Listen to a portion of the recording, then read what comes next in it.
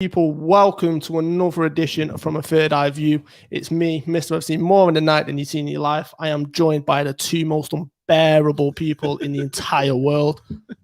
I resent that. Well, yes, people, welcome to From A Third Eye View on Pi Radio. Special guest back in the building. My Cody, my brother Tox is in the building. What are you saying, Tox? You good first and foremost? 2 weeks in a row, you get me? Man's consecutive in here, fam.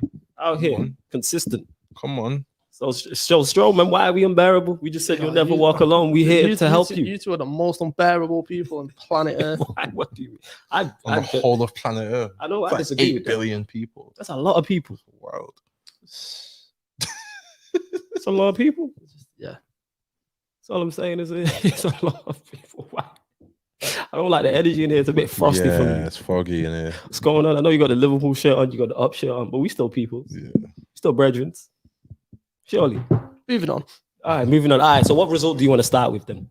You tell me. What result do you want to start with? Actually, I know exactly where we'll start because I know Tox. He's been talking about this before they had the result. Then the result happened, which just played into his hands, being on the show right now after what happened. So for those that don't know, Pep and Manchester City fans have been going back and forth. I'll let Tox describe it in full because I know his tweets have shown me he's been very, very invested in this. And then they drew 0-0 to Southampton. So where do you want to start, Tox? Do you want to start with Pep and Manchester City fans or the lack of City fans? There's a big lack of City Look fans. at the smile on I genuinely don't know the ins and outs of it. All I know is that was it Wednesday?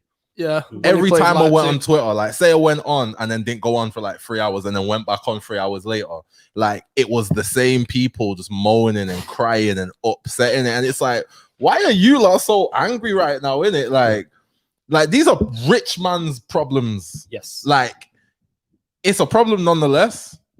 Going back and forth with your manager and the supporters trust, which I just think it's funny that City have a supporters trust in it. Like personally, that tickled me in it. When they said this guy from the supporters trust, I was like, rah, mad thing in it. That was the funniest part to me in it. But he's going back and forth with the supporters trust. He came out a couple of weeks ago and said that he was leaving soon and wants to manage international football, and then he retracted the statement. So it's like, so I don't know what's going on between City fans and Pep Guardiola at the moment.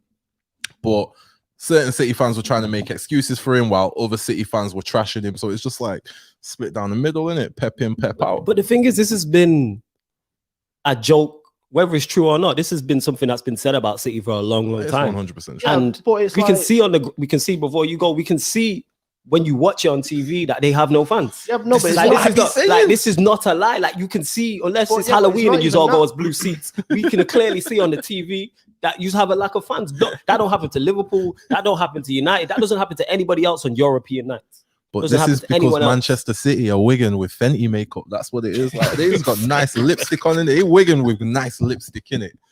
So nice lipstick can fool you as well. Yeah, it will fool you. It will fool you. It can fool you. And that's City, innit? They Wigan with Fenty makeup on, fam. That's all it is, innit? And like they struggle to accept this, innit? But it's like, yo, it just is what it is, innit? You don't have fans. Right now, this is all we have on you, innit? Yeah. So to go on like we shouldn't talk about it, like you lot really can't fill your stadium. I used to live near Eastlands as well, innit? I was living in West Garden, like down Alan Turing Way. It's down the road from Eastlands. I remember when you lot couldn't fill your stadium and would let people in for £3 or £5 just to try and like fill it out a bit more. Like that was very recent, innit? Yeah, then bug off offers, buy one, get one free. Yeah, that was so when people are coming out and bantering, it's like, no, these things happened, innit? Like the people go into Etihad for free when you don't fill the stadium, innit? Yeah. So I don't understand why it's such a big deal. Certain City fans were coming out trying to say that Pep was being sarcastic. It's like, bro, I'm watching the interview. He was not sarcastic. No, he literally said, I hope there's more fans at the Southampton game because we need the support. We need help. But it's like, joking aside, yeah, it's, remember when the Premier League first came back after COVID? Yeah. First time, and then you had like them screens behind the telly. I was going to go to this. City fans couldn't even feel that. Couldn't even feel that. You know what's crazy?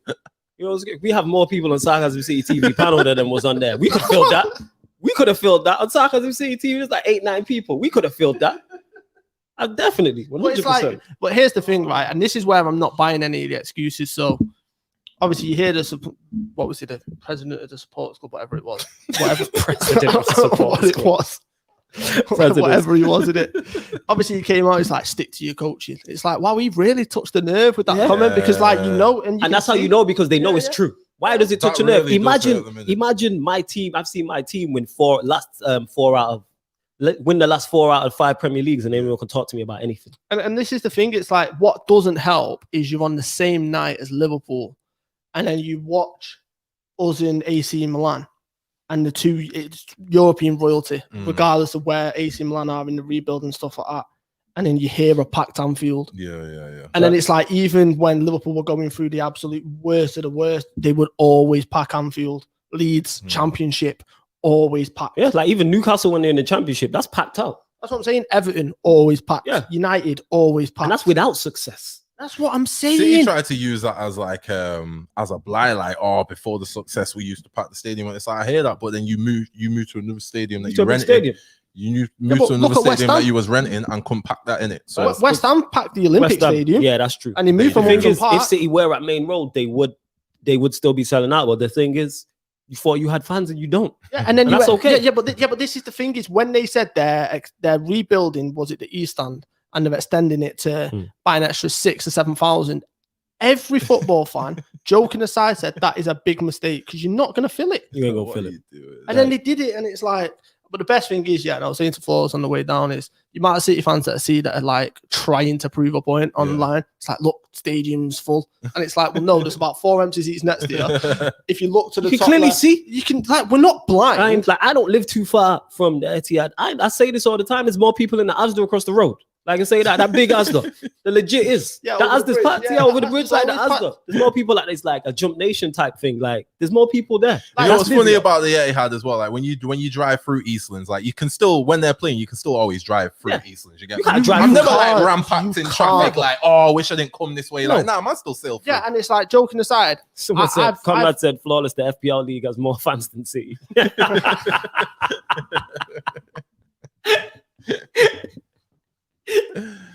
It's facts. But here's the thing. I'm gonna get to his quotes, but go on. Because obviously, I went to school at Stretford High, which is Chester Road, over the road from United, right? Yeah. I know full well, better than anyone. I'd finish school at 3 o'clock in the afternoon.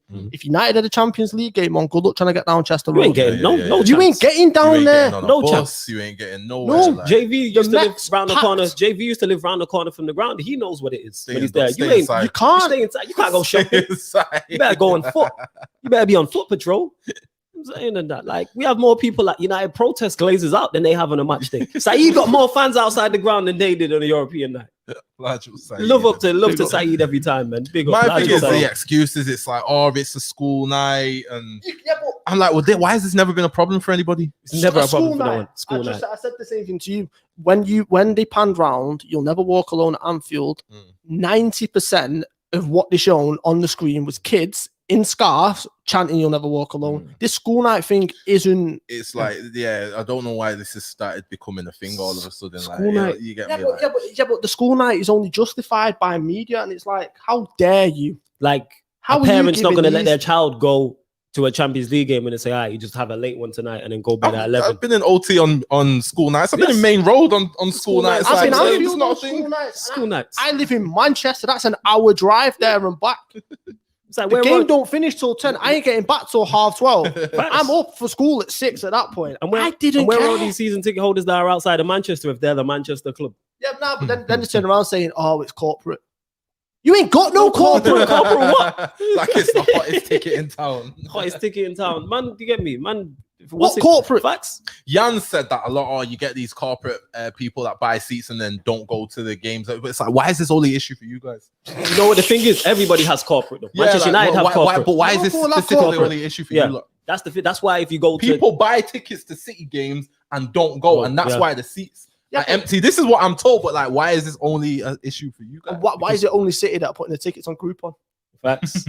Why is it City when I'm pouring out my shreddies in the morning, 2 tickets fall out? What is going on here? This is ridiculous. What is going on? Like a golden ticket, like it's Charlie in the Chocolate Factory. Like, what is happening?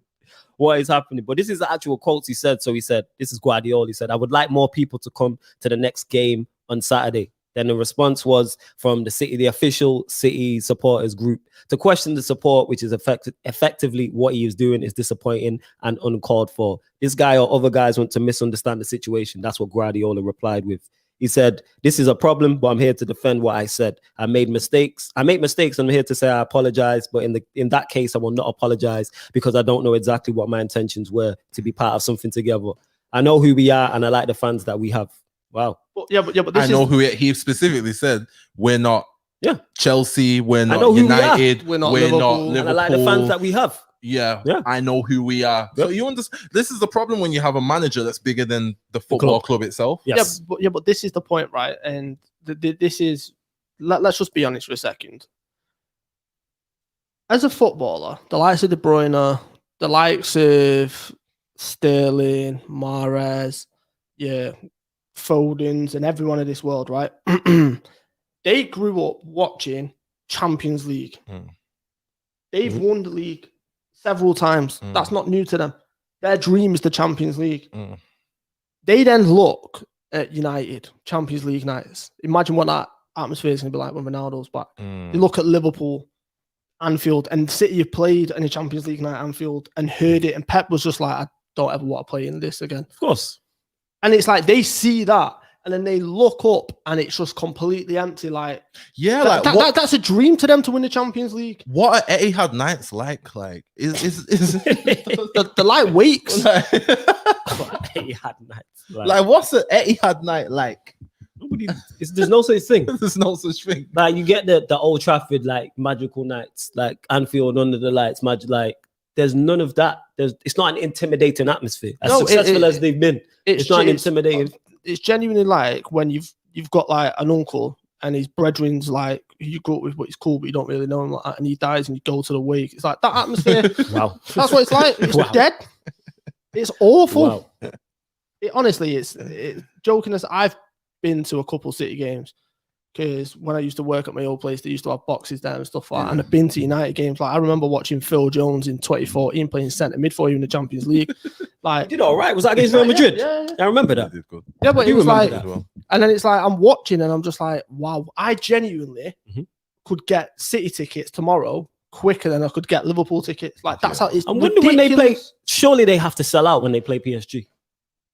That'll be interesting. That's what I want to see. Because if they play, He will, because the amount of football fans that will Messi, I just want to see this. And it won't even be City fans. Yeah, like I just want to see Messi, Arsenal, United, Mbappe, Neymar. I just want to watch Messi.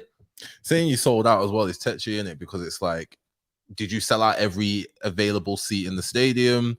Like, is the seats actually full? Who bought the tickets? You know, is there a section of the seats cordoned off or tapered off? Like, what is an actual sellout night at the Etihad? You know, this sums up City fans, right? I remember having this argument with a City fan years ago because I was giving it him and I was just like, look, you can't fill your stadium, like what you're talking about. And he sent me the screenshot of Anfield, right? And it was Anfield Road end. And those of you that watch football for years, you'll know the away stand is at the Anfield Road end to the left. And you could see where the stewards were. And the left was the City fans. And that was empty. And it was like, look, Anfield Road's empty. That's your fans. Wow. Are you stupid? Is that what man said? Yes, yeah, they haven't. But Pep, that last statement Pep made, that's telling when he says, I know what we are.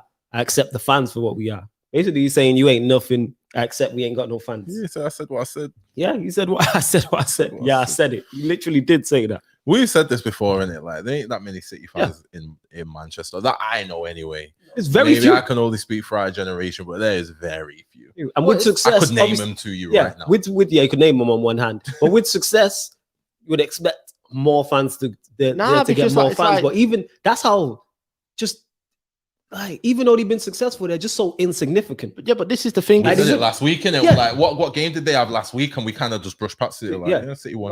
Norwich, yeah, City won. Okay, like they've won 4 out of the last 5 Premier Leagues, and nobody's really fussed. Like they care, obviously. But Liverpool win they that don't one. Move the needle. It's like a top rapper being number one, and like you got the number 1 album this year. No one's fussed. So you have a fantastic album. You can rap very well. Yeah, the project's fantastic, but nobody's fussed. Well, it's like we all went to school in Manchester, right? Yeah. I genuinely, there was 1 City fan in primary school, and there was 2 in my high school, and that's no joke. And do you know what's funny? My high school, you could throw a stone and hit Old Trafford. Yeah. Like there was 2, 3. And then suddenly in college, my primary school, I remember the one City fan as well. His name was Brendan. Shout out to Brendan wherever you are in the world. Yeah, mine was It was literally literally one City fan. I'm trying to think. In my primary school, no. High school, bro, I had more Arsenal fans in high school. In college, I don't remember. There was only one I know. A legit City fan that I know. My aunt, but that's because she lived literally in front of Main Road. I know one City fan from college. See, I had like 4 or 5, and then suddenly it was like, oh wow, where have you just popped up. Everyone was United, and then this Liverpool, was Arsenal. Actually, I had a couple of my City fans on my road, and that was it. Like that was literally it. Yeah, but like this is like we're talking few and far between. Like, this isn't us trying to take the mitt. Like this is genuinely it. Like I could name you the one City fan in my primary school. He plays for my football team right now. Like I know more Liverpool fans. That's I know more Arsenal fans, Chelsea fans. A lot more. Like Arsenal. My high school, college, Arsenal'd out. Like there was so many Arsenal fans. Same with Chelsea. And even when you look into now we've gone into the YouTube space. Yeah. Lucky enough, I know a City fan. Fortunate. Just the one. Yeah, like that's fortunate that I happen to know Yan. Like she's been on the show. That's it. Even where I work now, no City fans. I'd be arguing football all day, you get me? Arsenal fans in there, Liverpool fans in there, Celtic fans in there, not one City fan. Celtic fans, you know. Celtic fans in there, bro. Not one City fan. Right. Because even now we in the chat now, no City. I see Arsenal fans, see Liverpool fans, no City fans. Very rare. Large up Dupe who be in the comments of Sarcasm City TV. It's him. He'll pop up. Dupe, that's it. Like nobody else. You lot need to just accept that you are who you are, innit? That's literally it. You are in boxing terms, you're a world champion, but no one's really too fussed. Yeah. That's probably the most accurate analogy I can give. You're a world champion and everyone's like, all right, cool. Like I have rooted for you to win the league to stop Liverpool from winning the league. Like that's how insignificant you are. Like when Vincent Kompany scored that goal against Leicester, like I celebrated that like a City fan. Like, I won't go that far, but I get your point. I celebrated that goal, bro. You know why? Yeah, because that was ensuring that Liverpool weren't going to win the league. I know it was. I remember that. Because I refused to watch it, so I thought I don't know what it is. And my mate at work was a Leicester fan, and I was like texting him, and he went quiet, and I was just like, "Oh no, why has he gone quiet?" So I turned over just as it left Kompany's foot, and I was like, "I could not have timed this any worse." It's like, and this is nowhere. This is a true story. It's impeccable timing. Yeah. Oh, this guy. This is a true story, right? It's the 4-3 derby, City United. Yeah, what Owen scored. Yeah. Okay. So obviously, my road. United fans. Yeah. You guys played AC Milan in 2004 in the Champions League. Obviously, we played them in the final 2005. Outside my house, all of my boys had AC Milan flags waving it before the 2005 final, right? So then so then fast forward, we wanted to watch the game. Yeah. So then I don't know why, because my dad is like, he's the bitterest Liverpool fan you'll ever meet. He was like, you can watch it here. The second Owen scored in the year celebrating, everyone got kicked out of the house. But it's like, you get that kind of rivalry, and I've never had this rivalry with City fans. Like, I just don't get it. We're United fans, and we don't have that type of rivalry. There's not enough of them. Like, we just literally beef you because you have Manchester in your name. That's literally all it is. Like, that's the only reason, and you're kind of successful. That's why, like I always say, Liverpool are the number one up. I say this all the time. Liverpool are the number one up, 100%. Like you go on holiday, and you speak to like the locals and whatnot, and you tell them you from Manchester, and what's the first thing they say about Manchester United? And sometimes they can't even speak English too tough. I've had that happen. They can tell you about United, but this is the point. So it's like, and this isn't a thing. Wherever you go, so for example, if you go Spain, Benidorm, if you go Portugal, wherever it is, you will have the sports shop there, right? Yeah. United tops, the fate, but United tops, Liverpool tops, Arsenal tops. I don't see no City tops. Oh. Because they don't. Talk said it. They just don't move the needle. No. Like I mentioned City drawing against Southampton, and for nearly 20 minutes we not even mentioned it. I was in Australia because my sister moved to Australia. I was in Sydney. Yeah. In an actual proper sports shop, and I mean, like, this was like the size of the Trafford Centre. This one shop, it was ridiculous. You had an NFL floor, basketball floor. They call it soccer. They have a soccer floor, and then American or Australia rules football. Yeah. And on this floor, right, you had Real Madrid tops, you had Barcelona tops, Milan, Juventus, United, Liverpool, Chelsea, and no word of that. There was not one City shirt inside, not one. Yeah. Again, that's a waste of space on the shop floor. No one's really fussed. Nobody's gonna buy one of them. Supply and demand. And we're not even bantering, like, you man just aren't a factor like that, innit? Maybe in 10-15 years, if you carry on going the way you're going, yes. It could change. Yeah, but if they carry on going, Pep ain't going to stay there. Pep's in his statement. I wanted to get to that because Pep, what he days. mentioned, I thought was very strange. But remind me that I said that after we go through the result. Because basically what he said afterwards was, look, if it's a problem, I'll go. Not even the problem is him talking about he's going to leave in 2023. Very strange. Yeah, It was very strange. Yeah, I didn't understand. It's not very strange. You know exactly what he's doing. He's going to international management. Nah, he is. To announce that is what I'm saying. Right? Don't keep that to yourself. That doesn't benefit anybody.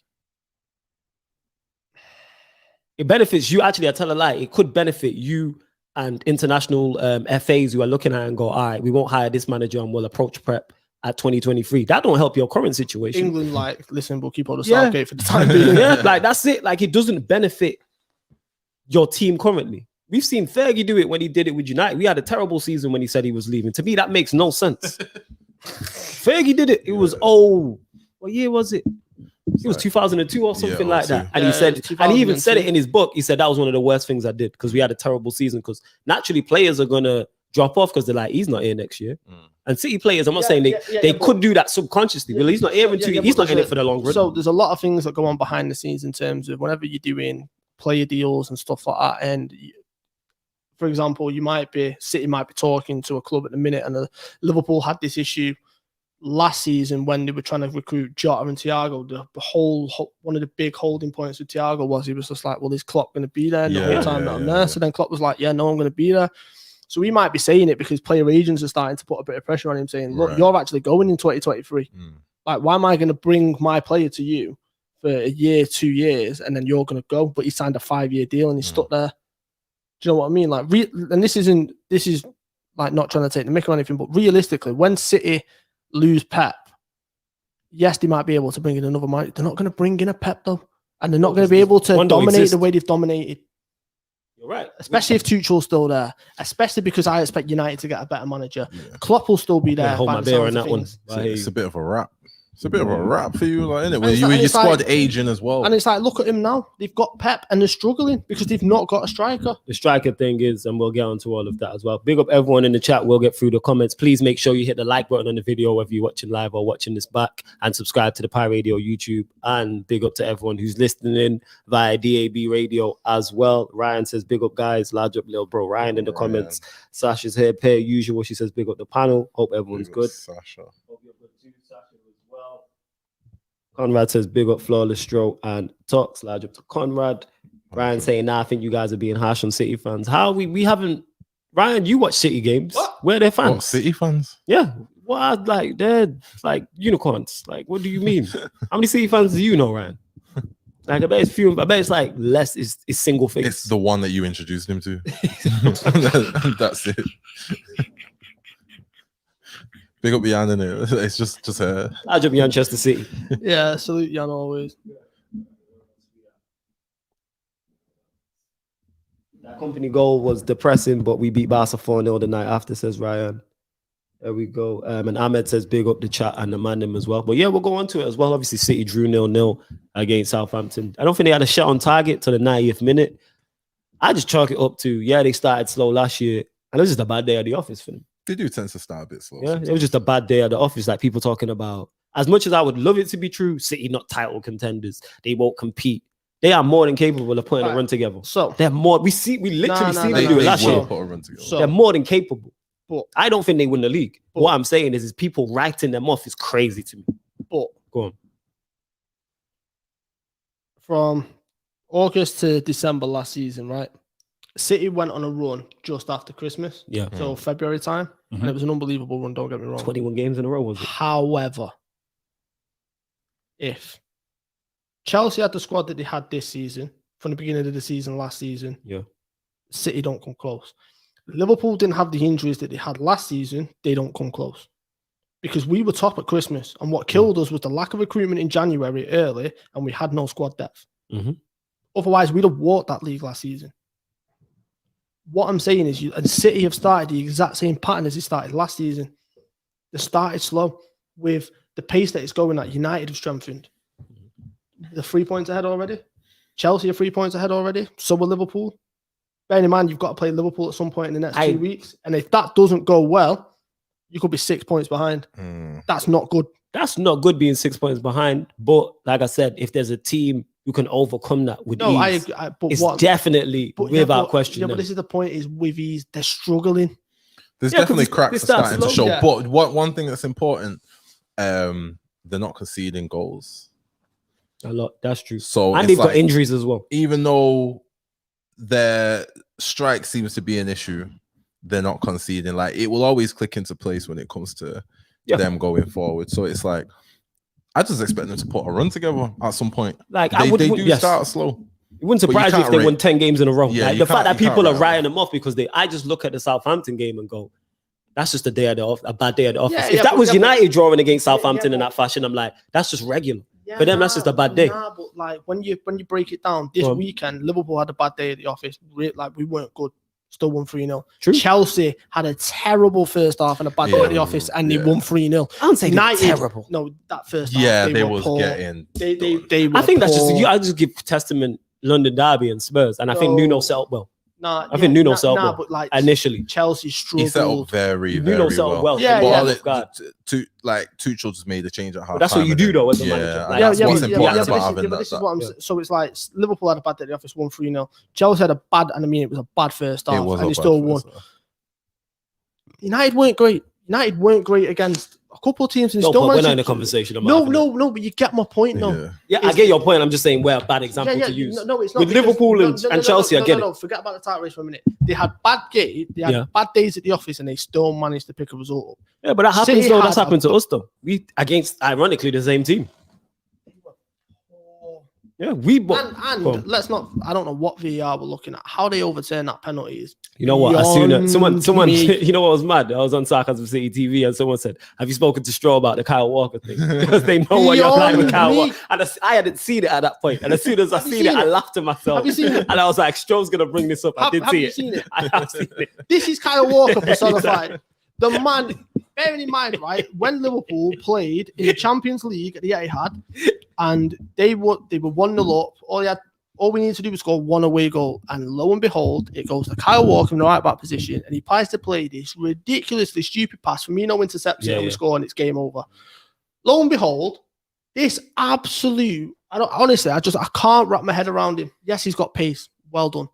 He's in the right back position, and he's trying to play this. It's a suicide pass. Gets caught out. Armstrong sends Diaz back to Portugal. Like he just turned him. And then Armstrong's through. And Kyle Walker so clumsily. And what did I tell you? The whole reason why I did not want Kyle Walker in the Euros. Yes, he had a good Euros against the likes of Mbappe, because he'd do something like this. He'll get caught from behind, try and intercept the ball, cause a penalty. And that's exactly what he did. At no point did he get the ball. How that's been overturned is beyond me. What are they looking at? I don't know, bro. Like these referees. Yeah, I don't know. Yeah, you're right. Well, like I said, I just put it down to a bad day at the office for them, and they will get over. They'll put a run together. I don't think they win the league. I've said this already. I don't think they win the league. But that's not a shot at them. I think Chelsea are just that good. Even if City had a striker, I think Chelsea are just better. They're better equipped. They're better. I look at that team and I go, where's the weakness? Do you think Pep is a bit peeved off right now about not getting a striker? Yes. Yeah. Because that ties into what I was saying before, just earlier on, about why announce that you're leaving in 2023 at the time that you did it. Before the season started, you've just not got a striker. You need your players G'd up. We all know about defending Premier League titles is very hard. There's very few teams that do that. And then now you've added more pressure. I think that's a shot at the board. What, that he's leaving in 2023? No, I think when you look at the timing of it, so they bought Grealish in, right? And they're trying to get Harry Kane for whatever reason. If you notice, since this FFP thing came about, City were very reluctant to spend big money. Do you know what I mean? Like they took a while to get Diaz in. It took a while to then get Ake in, because it was like they were like walking on eggshells in a sense. Yeah. And then you look at that and it's like, if they get Harry Kane, there's no discussion. They are favourites. For me, they coast this league. Even though me and Tox, and obviously we had this discussion, I don't think Kane specifically suits City. However, you put Harry Kane on the end of a De Bruyne cross. Yeah, he scores goals. He will score goals. And he will win you games. Yes. The fact that the timing of it is so suspect to me, because it's just like he's clearly irritated. And then you see him then coming out and making the claim about, it'd be nice if we had fans, because like we could do with the support. Just those little things. It's very Jose-esque. It's petulant. Behavior. Petulant. If Jose says that, Everyone's it's bigger all over news. him. But because he's had success, people kind of let it slide. Even when Jose was having the success, they'll be all over it. I don't know. Yeah. Pep gets protected for some reason, but he gets protected like Harry Kane gets protected. But we'll get onto that. Remember, Jose won the league twice in a row with Chelsea, and then that third season, I think he had a press conference. He was talking about putting your eggs in a basket or something, and that was like back page, front page news for like the next week, innit? Like, and he just won the league 2 seasons in a row. Pep gets protected. He does, but immediate damage. It's very petulant behavior. Like, it's a couple things have happened now so far, and it's like we 4 games in, 5 games in. They protect who they want to protect. It's like Messi yesterday. If Oli pulls off Ronaldo doesn't shake his hand, and United in the game, different conversation. Ronaldo jumped up. He's getting called arrogant. Not for the team. He jumped up midweek. I think something happened to us. There should have been a foul or something. Him and Bruno both jumped up to like protest it, and then they sat back down, and that was news. Yes. Or is this taken away from Oli? And what are we talking about? The same Ronaldo that got injured in the Euro final, stood next to the manager, was helping the players coach him. Yeah. Whereas whenever that would ever happen on the other side, Messi was getting absolutely battered by Bayern Munich. My match was walking about. Yeah. Literally. So you do have your media. So yeah, you're right. Like Pep does get protected. And you add in, it's very petulant, and he probably is irritated because he needs to go again. Liverpool won't have the injuries they had, so they're going to be stronger. Chelsea are much stronger as well. They're European champions, so they got momentum. Not only is he trying to retain the Premier League, he wants to win in Europe as well. But yeah, the pressure's on, and it's like this season could be fiery just watching him because like what people forget about Pep, when he's not winning, he is one of the nastiest pieces of work around. Like, that first season he came. Yes, I don't mean it as a compliment. Like, he's unbearable. Like that first season he came here, and I think City finished 3rd. Was it 4th? He was unbearable that whole season. Like, I like that though. You know why? Because it shows you are a bad loser. He's a bad loser. Like the excuses get. I like that, man. He's got that edge to. Klopp's like that. Yeah, Klopp. Yeah, Klopp does the same thing. Oh, got it. Fergie was like that. Yeah, Fergie was nasty, you know. Like, Klopp was like that. But you have that. So that's where that respect comes from. Fergie was like that. I think I brought this up already. I can't remember what it was on when United played Swansea, and I think someone kicked the ball at Van Persie, and we drew the game. And he was like, "Oh, you could have killed him." Yeah. Like, Fergie always used to do that. Anytime my pops put me onto this, my dad always said it. Anytime United get a terrible result, Fergie will say something in the media that's crazy, and go back and watch it. He'll say something crazy. But this is what I mean. And then I remember, last season what we played, and it was when he kicked off with Des Kelly talking about how it's a disgrace that they had to play early, and if you had the last game on a Wednesday night in the Champions League, you shouldn't play earlier. It was when we drew to Brighton away, and I remember this because United fans were like WhatsApping me like, "Oh, look at the state of this." I was like, "You do remember Fergie? Fergie did this all the time." There's actually a clip that I found on YouTube of him complaining about the exact same thing. But yeah, suddenly it's an issue when it's Klopp, but. Listen, Pep gets protected, and I will tell you why Pep gets protected. Manchester City lost the title to Liverpool by not hiring a defender or not buying a defender, and they lost the league by more points than we lost the league the season after by doing the exact same thing. What was the biggest story? Liverpool losing the league in the manner that they did. Or the worst champions ever. 12 months ago, City did worse than us. When you think about just recent, these lot was in a European final with Chelsea, and this guy didn't start a defensive midfielder. Yeah, you got it wrong. And that doesn't get spoke about. Like, that's just swept under the rug now. It's like, are you, what, bro? Like, yeah, because look at the football. They're trying to play. Well, also why it's swept under the rug, it ties into what we're talking about. City being significant. It doesn't move the needle. That's okay. Yeah, that's what it is. I say this all the time. When De Bruyne is a prime example. De Bruyne, when he plays well, isn't going to get the praise that he deserves because he plays for Manchester City. But when he plays bad, he's not going to get the criticism he should get. Like if Pogba plays bad, back page news, Pogba plays bad.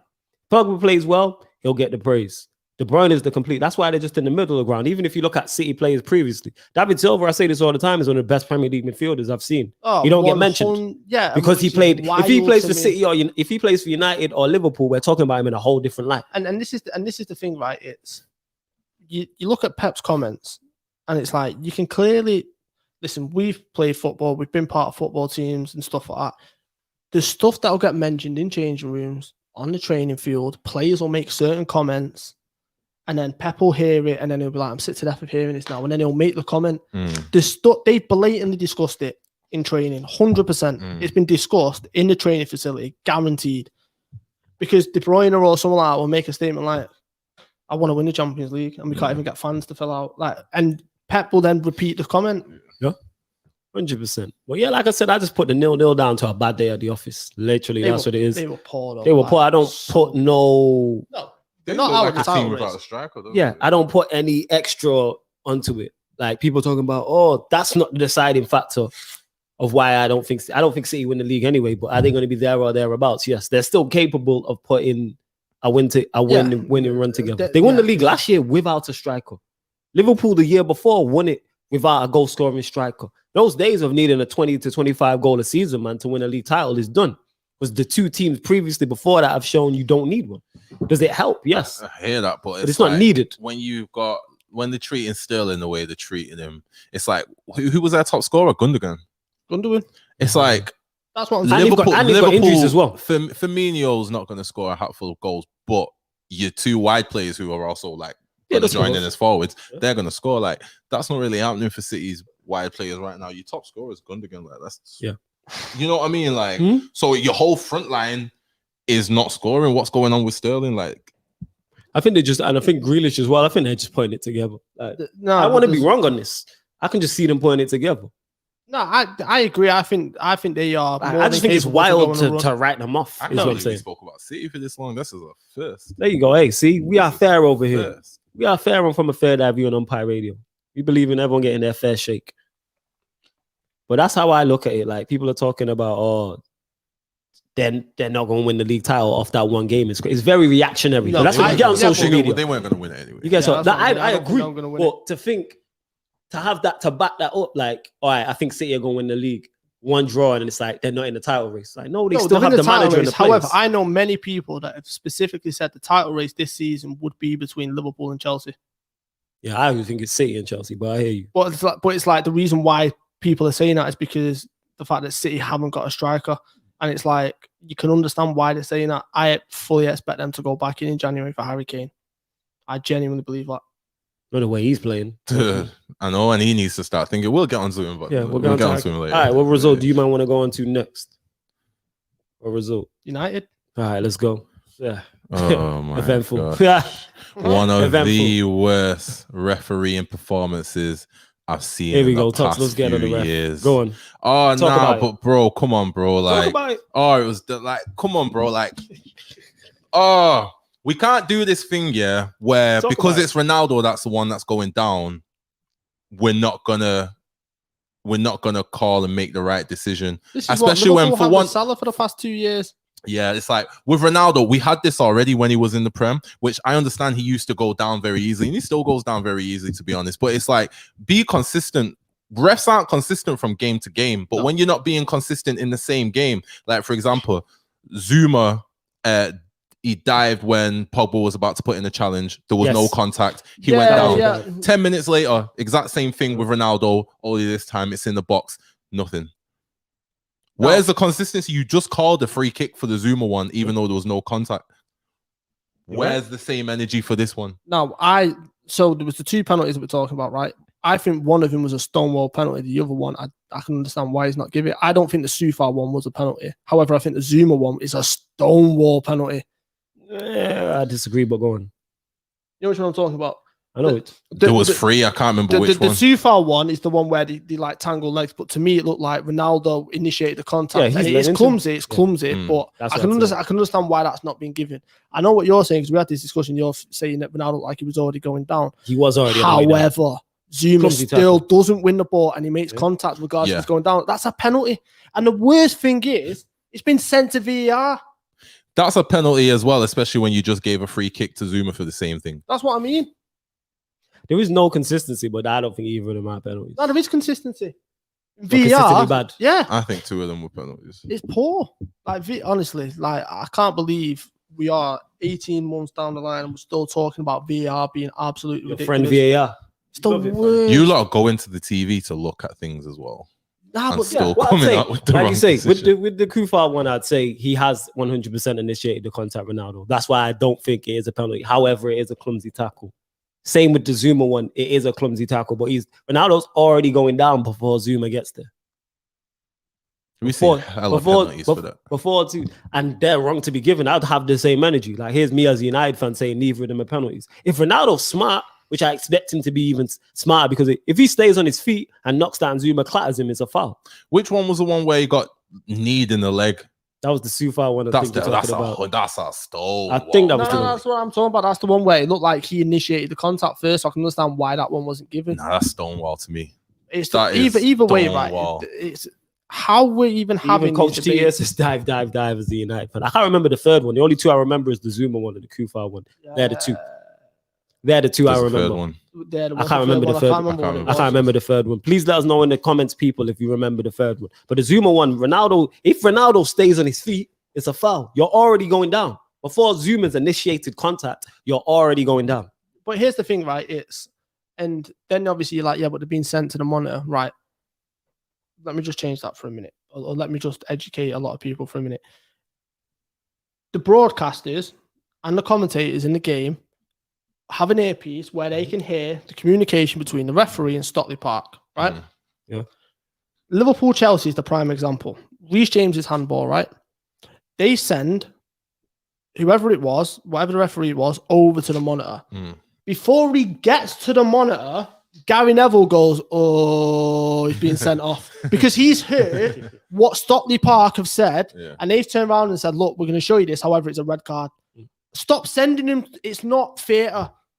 Stop sending them to the monitor unless they're actually making their own decision. I feel like they want to have the illusion that the refs are still in full control. Yeah, but it's like you know the penalty that West Ham got before. Is it Martin Atkinson who was your referee? Yeah.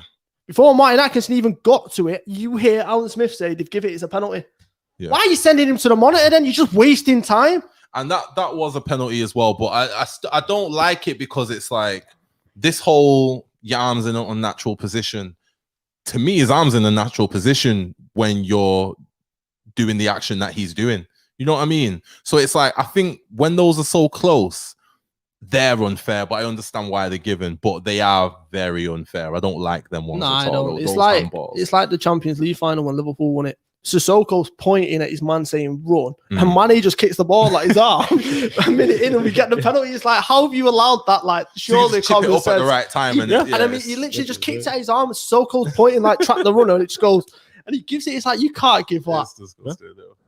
Literally, that's literally what it is, and that's why the rules need to be clear. Because what's a natural position and not a natural position? You can't, when you're making the rules, you can't. Things can't be left up into interpretation. And it has to be black and white. Like, it has to be clear cut. This is a penalty. This is not what the referee thinks or in this. Like, no, make it clear. And that's why they've confused it. It's got to be intention and proximity. The Lou Shaw one, you too close to do anything. Yeah, so he's turned. What can you do? Like, you can't lose an arm. But there's no intent. There's no intent there for him to handball. I'm more to the point. As a defender, right? In order to, you want to be balanced, especially if you're trying to go on one leg to block across. You can't go like that. Yeah, exactly. Yes. So it's like, what else are you meant Your to do? Your arm would be up in the air when he's doing the move.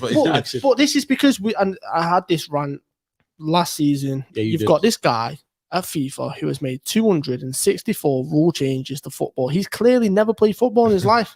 And you can tell that by some of these rules. Common sense has got to prevail at some point. Someone who's actually played football, who understands football, has to step in and go, no, wait a minute. Arsene Wenger being at FIFA is perfect because he's managed football and you can see that he's trying to make changes for the good of football. So I get footballing people. Yeah, like, why are you letting this guy justify ridiculous rule changes? Yeah. It's like, come on. At the same time, let's be fair as well. Aaron Wan-Bissaka. What? Which one is this? I don't even remember this tackle. You don't remember the tackle? I don't remember the tackle. God, I was cringing. I don't even remember the tackle. Oh my God. How bad was this tackle? Let me have a look for you. Oh, I was like, I don't know. And then he called it a free kick for us. Yeah, I don't get. I was like, what? Where? Like, I don't understand. I watched that and I was just like, how is that a foul? And that's why I'm saying this. United somehow got a free kick. This refereeing performance was one of the worst I've seen in recent years on both sides because it was just, I don't know what was going on in his head. Even the commentators didn't know there was like, is it offside? Is that why it's called a free kick? But this is where Martin Atkinson needs to come into question, right? I had this Liverpool fans genuine, and you can understand this when you hear it. Liverpool fans put a petition into the Premier League saying, do not let Martin Atkinson on VAR or referee any Liverpool games, because we went away to Aston Villa and Firmino scored. And when it went to VAR, you could clearly, and we've had this discussion and I've shown you how he does it. He manipulated the line just to prove that Firmino was offside, to the point where, and you know it's bad when you've got Soccer Sunday, Goals on Sunday, and Sky Sports presenters putting a piece of paper where the line was to prove that it's not straight. That's how much he manipulated it. How is this man still got a job? And then he puts in a refereeing performance like this, and it's just like, refs had to be able to be in the firing line. I don't know why they're so protected, but you have to justify your decisions to me. Like the Wan-Bissaka one, we need answers on that. Like, what was going through your head? Even if they do a podcast at the end of the week or the beginning of the week, something, it was horrendous. Like, how? Just an interview at the end of the game. Like everyone else gets interviewed at the end of the game. Like the ref should be called into question. In any other sport, you watch MMA.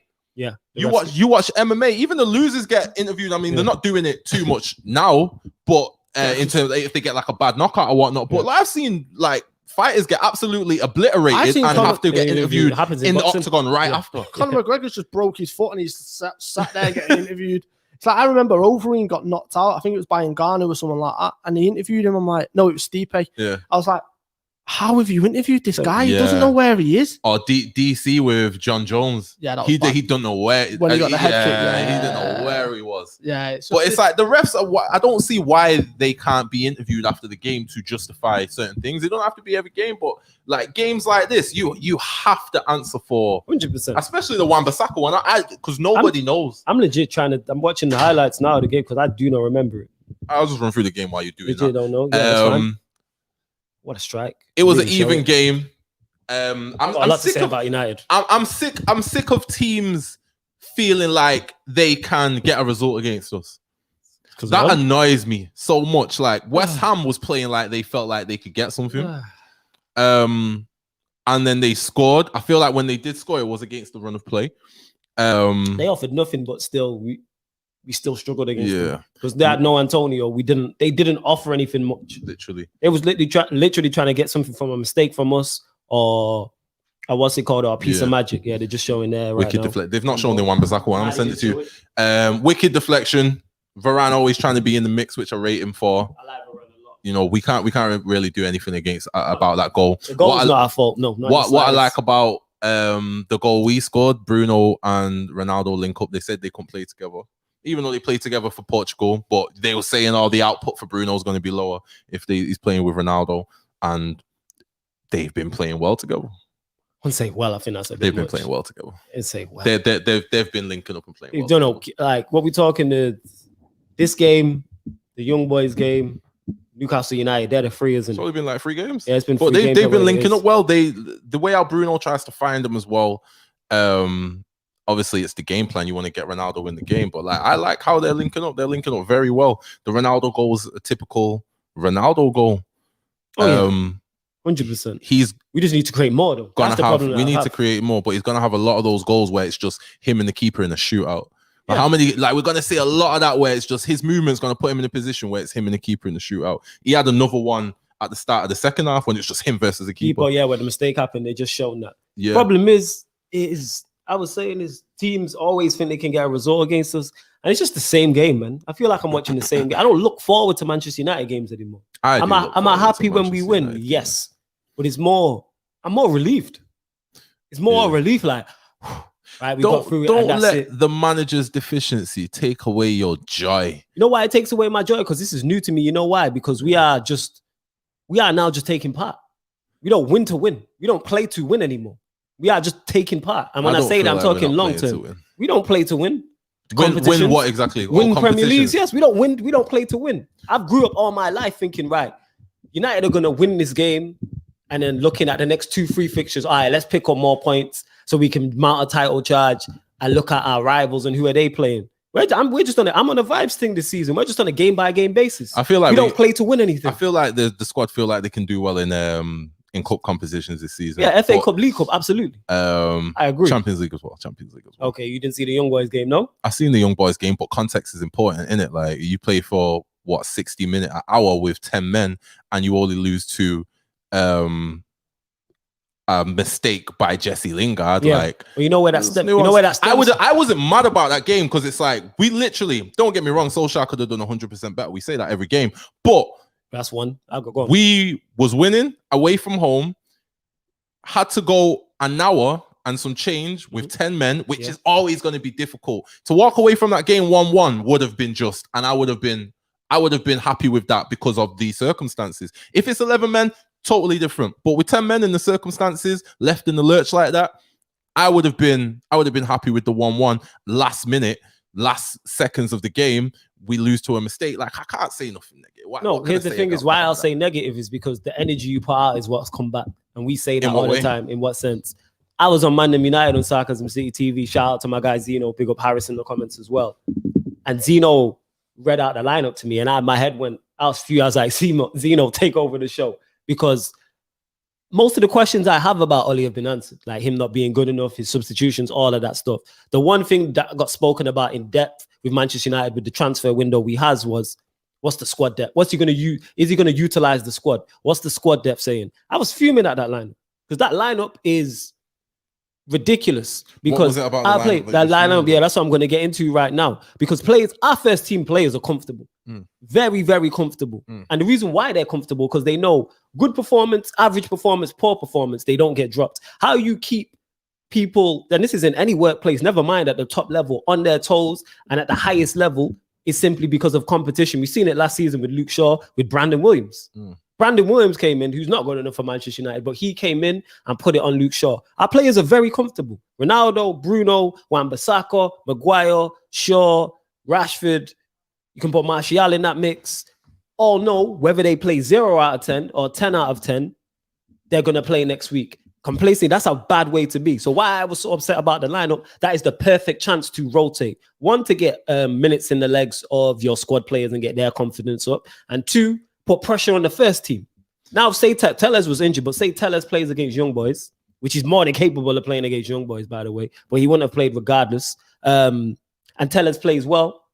That's on Shaw's toes now. Now that's a question mark. Tellez has just played exceptionally well. Why is Dalot not playing against you? Wan-Bissaka got sent off. That's on Wan-Bissaka. Wan-Bissaka should not have been playing. That's Dalot. That's on the manager. And this is what I'm talking about with this guy. That's his mistake. I agree partially. That's his but mistake. I disagree. So you need a first team. You need your first team out to beat the Swiss champions. I think that's ridiculous. I think in September, that is ridiculous. First Champions League game, ridiculous. We 4 games into the season. I want the same squad on the pitch as much as humanly possible. I'm not looking to see rotation until the first League Cup fixture. That was ridiculous. For me, and he probably won't rotate. We're going to see 2 or 3. This guy doesn't rotate. He runs players into the ground. But for me, I disagree with you because I always want to... You want, with the new signings and whatnot, and bear in mind, we only wrapped up our business at the very end of the transfer window. With the new side, you want these players to play together and gel together as well as possible, and they're only going to do that by having minutes on the pitch. Okay. The first 3 Premier League games of the season before international break, I'm not rotating.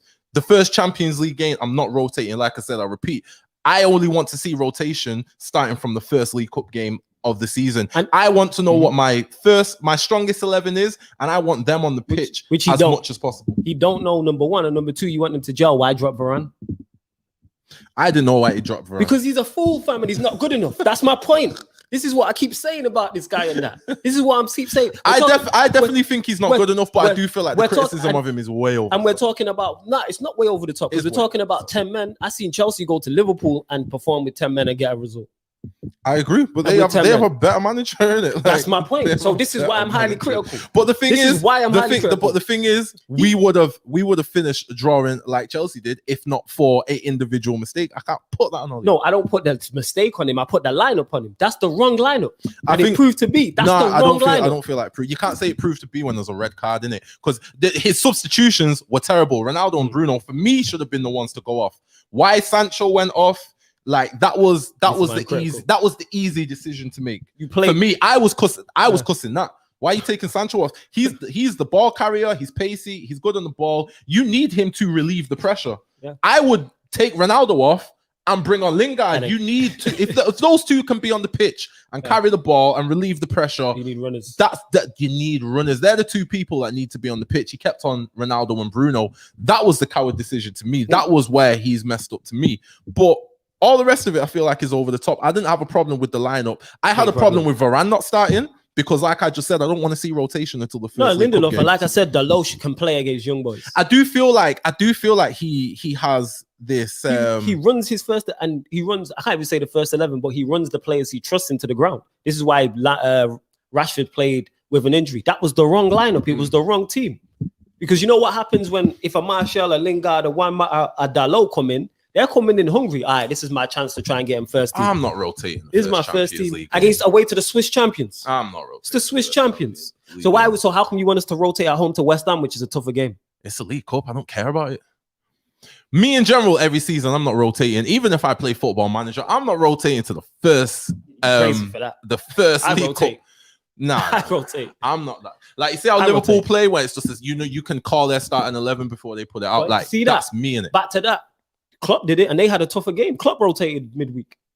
That's the way football's going. Tuchel's rotated the whole time. The two teams top level with us. Tuchel's not played the first 11 all season. The same first 11 all season. He didn't last season. It works. This is why I'm highly critical of this manager because he's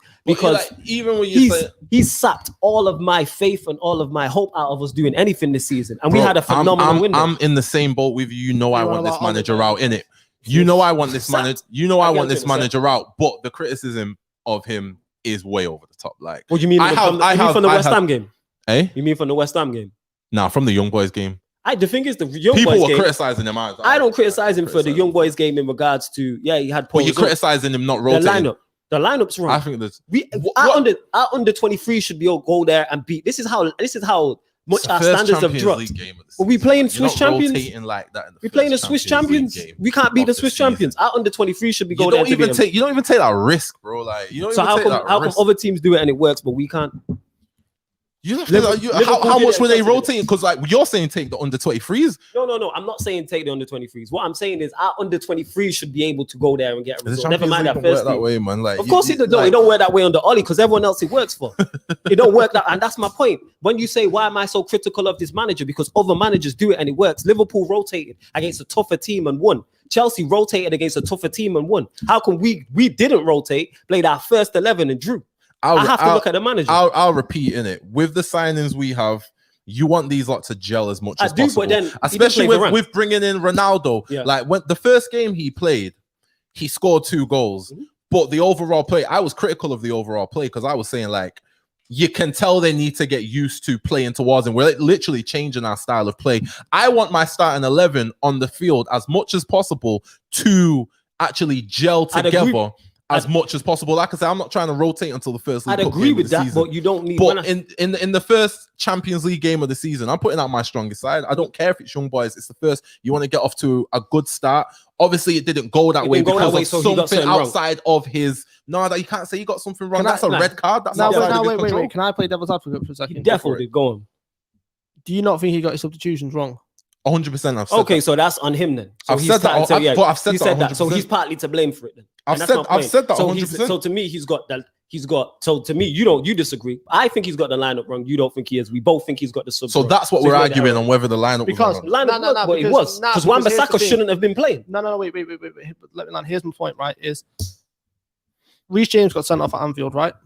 Yeah. Tuchel then made substitutions, brought Kovacic on to set up in a certain way to make sure they didn't get beat. Right. I watched when Wan-Bissaka got sent off, and I watched the substitutions, and I'm watching it, and I'm like, this does not make any sense to me. Bro, I don't want you to walk in the room and feel like I'm defending Ole Gunnar. No. I know you're not. Believe me, I know you're not. The substitutions, I said you should have kept Jadon on for starters, and Lingard should have replaced either Ronaldo or Fernandes. Ronaldo and Fernandes both definitely should have. Those two in the 10 men is terrible. It's suicide. I agree. I agree with that. But again, the Wan-Bissaka, I'm not blaming him for the Wan-Bissaka red card. I'm blaming him for Wan-Bissaka being on the pitch. But not even that is. This is then when you call into question his in-game management because yes, the Wan-Bissaka, you can't blame him for the Wan-Bissaka thing. However, you can still rectify a bad and you can structure your team in a certain way where you don't concede and you hold on to that 1-0 lead, and then you keep a Jadon Sancho on the pitch. So when you do get hit on the counter attack, he can carry the ball up and he can hold on to the play. Do you know what I mean? But we've already seen the exposure of Ole Gunnar Solskjaer, because the one person that should have left the pitch at that moment was Cristiano Ronaldo, but you're never going to be brave enough to do that. No. And that is the problem. So poor 21-year-old Jadon Sancho, has to take the fall for it, because you're not brave enough to do what you need to do. And again, you see all these multiple things. Look at Poch. Yeah, go on. Yeah, Poch. Yeah. Poch brought Messi off yesterday and it won worked. the game, and it worked. And this is my point in regards to why I'm so critical, why I have no look at the window we've had. I love the window United have had. We've had a very good. I have no complaints with the players we brought in. But I have no hope in us winning anything. We're winning there's no end goal for us, because we're not going to win anything. We win, and I'm just like, all right, cool, relief, on to the next one. I ain't looking ahead at our next 5 fixtures or 10 fixtures, or looking at Liverpool or Chelsea's fixtures like, all right, where can they drop points? Because we're not winning anything. We're not even going to be in the conversation. And we should be with that squad. The squad, bear in mind, we play based off individual brilliance. I like the squad. I feel like the squad is good enough to take us to win something. I don't know what that something is. Let me paraphrase. The FA Cup or League Cup with a favourable draw, yes. Yeah. I don't know what that something is. I won't put a name on that something, but the squad is good enough to win something. I will never let this manager and his deficiencies sap that just like love and joy out of football for me, innit? I was gassed yesterday. I was shouting Ollie masterclass. Yeah, because you live in it. Because you're, for those that don't know, I know Top for a long time. You're living the moment type of guy. It's not a live in the moment. It's allowing myself to enjoy football. Because I jumped on Twitter after that, and I'm seeing I'm an Ollie outer in it, but I'm seeing other Ollie outers trash the whole game. I'm like, how can you not be gassed right now at this result? You can never let this manager take you to the point where you can't enjoy that type of result. Like, I'm sorry, innit? I'll never let Ollie take my love out of this club to that point. Like, I know he's not good enough. But yesterday was an Ollie masterclass. He said it wasn't an Ollie masterclass. It was, but he sapped out. Well, how was it an Ollie masterclass? These two subs did the business. It's an Ollie masterclass. Okay. He's an Ollie masterclass. Let's talk about that goal. We got Matic on the pitch. I wouldn't have brought him on. I was cussing Ollie, bro. Like, I wouldn't have brought him on. I say Ollie masterclass. He made the subs. He made the correct subs. But you know what? So it's like, there you go. You get me. So he brought on Matic. Outside of Paul Pogba, maybe Donny van der Beek. Matic might be our second best ball player in the midfield. Our midfield should be Donny and Matic where we move. Yeah, so that ball he fired into Jesse Lingard was exquisite. That went through so many groups of players and it found him pinpoint. Jesse's brought it under control. I wouldn't have brought Jesse on either, but he's brought him on the pitch. That goal, for him to cut inside, normally a player would shoot straight away as soon as they've cut inside. For him to delay, he went to shoot, delayed it some more, and then shot. Beautiful goal. Quality. So you've brought on two players. You brought on two players that I was slagging you off for, and those two players that you've brought on have done the job. I have to keep the same energy, because if you brought on two players and they didn't do the job, I'd be on your case. So I have to say you did well there. I agree, but again, that's where I'm not going too far. If he brought on two players and did wrong, I wouldn't call it a disaster class. That's why I'm not calling it a master class. Because I'm not. I wouldn't say disaster class. That's why I'm not calling it a master class. I'm not giving you a master class to make it like for like changes. That's why I'm not saying in it. But that's just me and them. Kate says it here. He says you go to Old Trafford on a match day, the atmosphere is back. Everyone has faith, and it's back like the olden days. Both home games this season have been absolutely rocking. That's part into the fact that Ronaldo's back, number one, and two, we've not been in grounds for a year and 6 months. That's what it is. Of course, everyone's going to be. Because even like I watch WWE and their audiences are dead. Their crowds are dead. It's not like when we was watching Attitude Era and I'm watching Raw, and the crowd's going crazy, innit? You look at AEW. So it's just the fact that everyone's happy to be outside. That's all it is. Yeah, but look at AEW. They had hot crowds. Yeah, anyway. That's what I'm saying. Yeah, but it's that's just I know what you're saying. A lot of people are just like, it's like even the people NFL, are just happy to be outside. Like, the noise in the NFL stadiums, and I've watched NFL for a while. Like, you don't normally hear that kind of noise. The second they're back in the stadium, everyone's like giving it. So I understand that, and Ronaldo was a big factor in that. Ronaldo was a massive factor in that, 100%. For us to achieve success, we always have to do it in spite of the manager in it. He's gonna pull us back. And I think it's too. I think the tax on you feel Ollie tax is very hefty. It's heftiest tax in the world. I understand that, and I agree with you in it. But we can't. Like, we're too far down that rabbit hole of disliking him. Like, you have to be able to enjoy a result like that yesterday. Like, you can't finish a result like that and like not be on top of the moon. I'm on top of the moon. I enjoyed the Leeds game much more than that. The Leeds game was miles better than that. We played, but we didn't play well in that game, in that West Ham game. The emotion that was great. I was gassed, but the emotion of yesterday, bro, my heart was beating. My heart was pumping yesterday, bro. The Leeds game was feel my heart in my chest, and Ollie can't take that from me. You get me? Because I'm a United fan, so like we say this like us that don't like Ollie. We're like, oh, we're United fans. We're not Ollie fans. You get me? But like, it has to work the same way, innit? Like, don't let him suck your joy out of football, innit? There's more relief, like I said, innit? He has done that to me because we're not winning anything with him, and that's the reality of what I believe is going to happen. I have no like he's the sole reason for that. He's the sole reason why I think Manchester, of course, is going to suck the fun. And then we put in trash performances like that, and that's regular. That's regular. That wasn't a surprise. The performance was awful. You got to take into consideration that we looked like we just played for an hour with 10 men midweek. Like we play like that every week. Nah, we looked leggy. We looked no. When I say leggy. I'm talking about the bad performance, Leeds we played well. We played well against. Who we play after that? Who was the game after that? Wolves, awful performance. No, wait. Leeds Southampton. Southampton, awful performance. Wolves, awful performance. Young Boys, awful performance. West Ham, awful performance. This is a pattern of play. That's how we play. We haven't played well since the opening day of the season. And you want me to have faith? We still picking up points, though, innit? Like, there's a lot to be said for that, innit? The individual brilliance is gonna carry us through, innit? Hadj was right. Get me? We play relegation football with quality players in there. We play ugly football but get results. Not so much this season. I'm saying in general. We Stoke.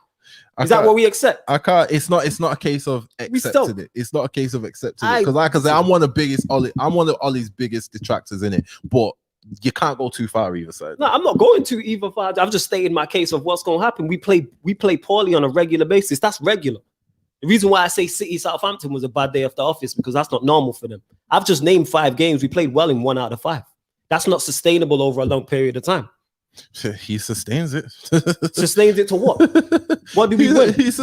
Right. You don't win. You don't sustain it in terms of wins, but okay. He looks like he's improving season upon season. Like things improve season upon season, innit? So what improves? I'm not saying that the next step is he got to a final last season, so he's gonna win something this season. Yeah, I'm not saying that, but the team is a lot better, and for all his deficiencies, yeah.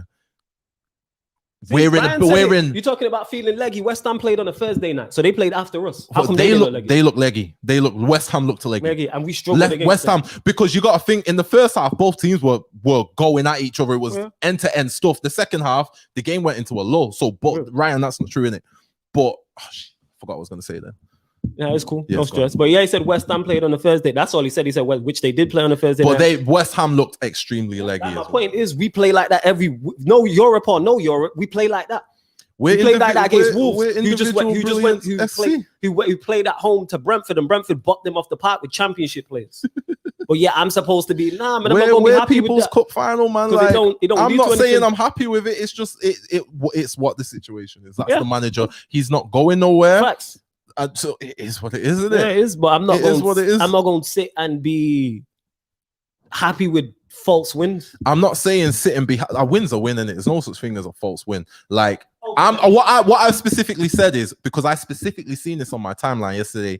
If things transpired in the game yesterday, how it transpired, and you was able to watch that and not be gassed afterwards, like it's gone for you, innit? Like you might as well stop watching football, innit? Because you just here to be annoyed at this point, innit? I understand it's annoying. After Young Boys, I was vexed. During Young Boys, I was vexed, innit? I was not happy, but you do have to sit and think, you know what? There's nuance. We played for 60 minutes with 10 men. He made rubbish substitutions. I was not happy, but after a result like yesterday, you have to allow yourself to be happy. You know what's mad? You're right. If I wasn't doing everything I do, I'd stop watching us. Before we started doing From a Third Eye View, I stopped watching us because I don't accept this. You know what? Credit to Ollie, yeah, because if this wasn't my livelihood, I wouldn't watch us. That's how bad it is. That's how much he's turned me off. It's not that bad. It is that bad. It is that bad. It's not that bad to stop watching, bro. I watched Van Gaal, innit? I stopped watching Van Gaal. I've not got there yet, innit? I'm not close. I'm not close. I stopped. Stop watching United right now, innit? Because regardless of Ole Gunnar Solskjaer, yeah, our players still do turn it on, and we still do play good football in patches.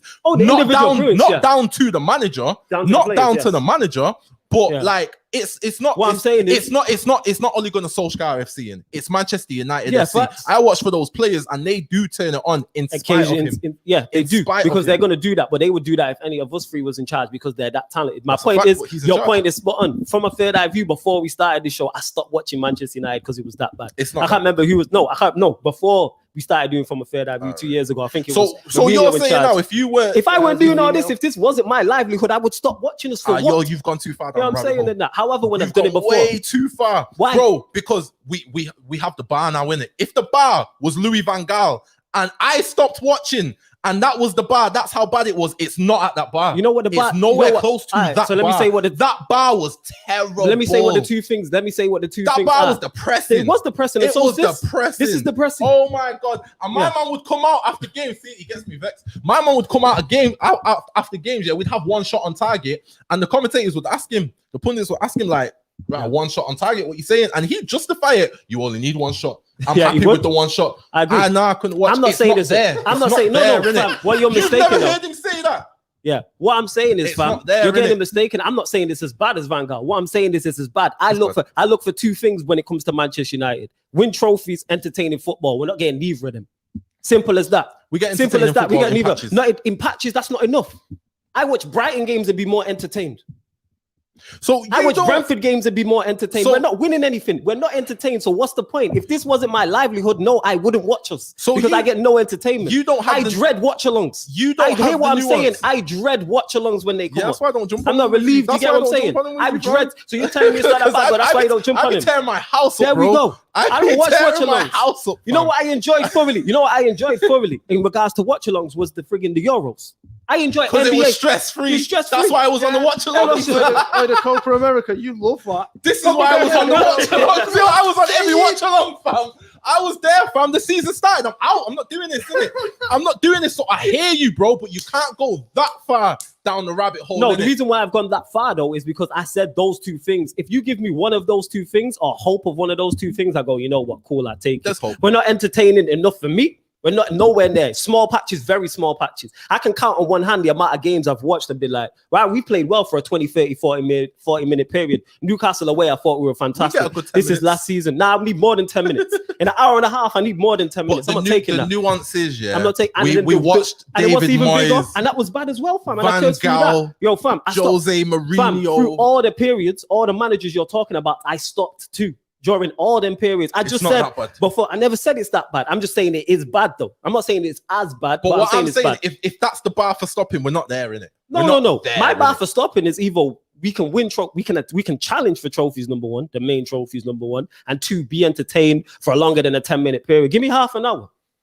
Give me half an hour. We don't play well. We played the most entertaining team in the country right now. To laugh at, yeah, for neutrals, yes. For neutrals, yes. Entertainment. For neutrals, yes, not for a fan.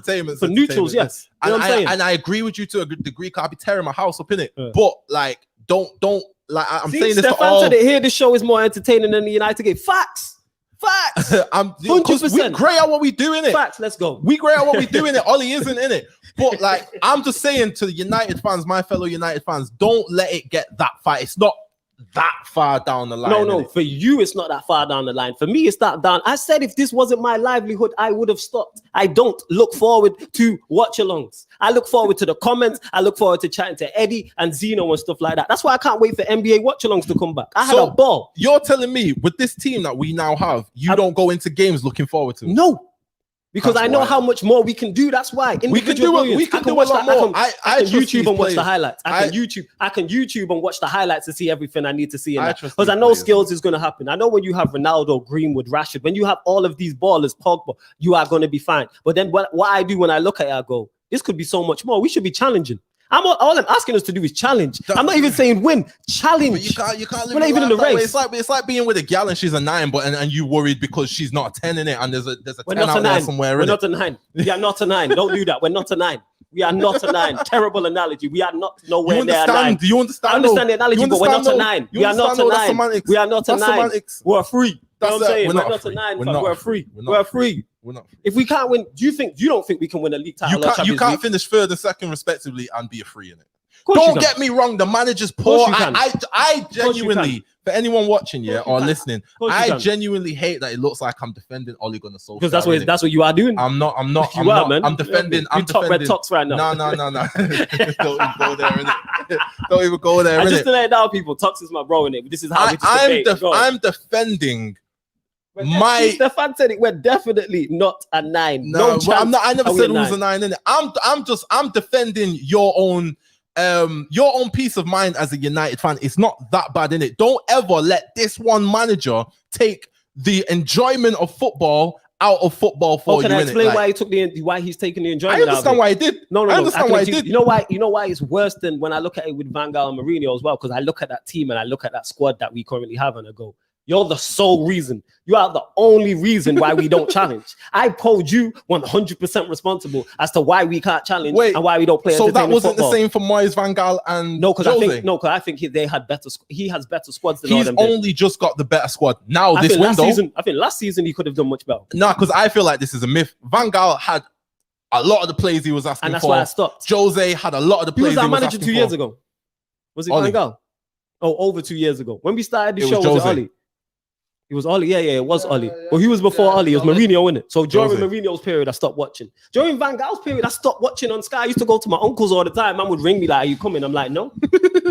Bro, if it wasn't my livelihood, I would not be here. I legit had to get back before we started the show. People from a third eye view, I had to get back up to date of what was going on because I legit stopped watching. I'd go on Twitter, check the score and be like, all right, cool. Cause I know I can watch the highlights. Bro, I'm sad for you, innit? Like, as a United fan, because I know you love that squad. Yeah. I know you love that football club like I love that football 100%. Club, innit? So as a United fan, I'm genuinely sad for you, innit? It hurts, fam. And I don't want you to be there, innit? I don't want you to let, because we have to keep the same energy. We say, oh, it's Manchester United Football Club. Yeah, it's not Ole Gunnar Solskjaer Football Club. True. We say that to top Reds, innit? But we have to keep that energy. Like, it's still Manchester United Football Club. Yes, he holds us back. 100%. He gets it right occasionally. And again, in my opinion, that's the biggest issue I have with him that is different to Mourinho and Van Gaal, is because I don't hold them 100% responsible. Did I want them all out at one point? Yes. What I'm saying is I look at the squad you have now and I'm like, yo, you could play much more entertaining football. You could have us challenging. We have to remember there's and I think Ollie's done what his job was in terms of come in, get the energy back, kind of rebuild the squad and whatnot. I think he's done his job. He should go. Thank you very much. You did a great job. 100%. He's built the house. Now he's in the house trying to tell me where, you get me, like where the sofa should go, where the TV should go. Yeah, I think the TV should go on that one. Yeah, the color scheme. You're the builder. You're not the interior designer. Or you should convert the loft into a bedroom, convert the basement into a wine cellar. Bro, like, no, that's not your job. At the end of this, you just did that. Yeah, you be renovating. You just did that, innit? Renovating yards and that. You know what I'm saying? Foams under the hammer and that. Man, like big stroll. Stroll under the hammer. Yeah, Stroll under the big stroll. Yeah, big stroll with the 5-bedroom. You know what I'm saying? But yeah, United fans, don't let this guy steal your joy in it. He stole my joy because I don't get because I don't see the team going anywhere. I get enjoyment, and I got agendas. The only thing I need to watch. The only thing is the individual brilliance that we have because of the players we have. That's it. Like Lingard's goal, I'm gassed. Of course, I'm gassed for Lingard when he does that. To see Ronaldo come back, I'm a massive fan of Greenwood, massive fan of Pogba and these players. I love the fact we signed Varane. Varane's been one of my favorite centre backs. But like I said, I hold this manager 100% responsible as three different things. One, to why we can't win anything. Two, why we don't even challenge for anything. And three, entertainment. If we played like Leeds, I'd shut up. Yeah, you can't make this one component take your love. When that one component takes love, bro. Yeah, and he has taken my love away. He's taken my hope away. I don't let What's your opinion? What do you think we can win something? What's the percentage you think we can win a Premier League or Champions League this season? On a scale of 0 to 100%. That's a broad. I think we can win something this season. Do I think he will get in the way of it? Absolutely. Yeah. Because when it's crunch time and when we go down to 10 men and this guy's clueless, like you should absolutely have a plan and you shouldn't let being scared of Ronaldo stop you from executing what should be the course of action. So definitely when you're in a final and you go down to 10 men, you need to manage or see out a game or whatnot. Because remember, we was winning 1-0 in it. Like I would like you to be able to see out that 1-0 win. However, I do understand why you couldn't, but you made it worse, innit? So it's like he will get in the way, but I do feel like with these players, this squad is too talented to not challenge for something. I don't know what that something is. See, that something is certain small. It's an FA Cup or a Nah, Carabao Cup. I'm not. I'm not really talking about Carabao. We're not winning the Premier League, no. I'm not saying Premier League. And the Champions League and FA Cup are the two that I'm saying you can do a run. We just lost to the Swiss champions. There can be a run. And last season we lost it. So this season we lost to one of the worst teams in the Champions League. Last season we lost to one of the worst teams in the Champions League. There's a pattern here. Bro, we had 10 men. So there is a pattern. Don't get me wrong. I hate that I'm defending this guy. There is a pattern. This isn't part of the trend. We had 10 men for an hour because Wan-Bissaka. All right, do you think we get out of the group? Oh, absolutely. Okay. I think without a question. It's not like you lose your first Champions League game and you can't get out of the group. Like, no. You can get out of the it's group. not a loss. It's just the fact we've seen us go out of a group. Needed 1 point from 2 games. We needed 1 point from 2 games and didn't get out of the group. I think, yeah, absolutely. He messed up. But I think, right, and maybe this is just how I look at life. I'm a very positive individual in general. Yeah, you look at all the rainbows and blue skies. Yeah, no, but I just think the fact that in those circumstances, it took a last minute mistake to lose the game.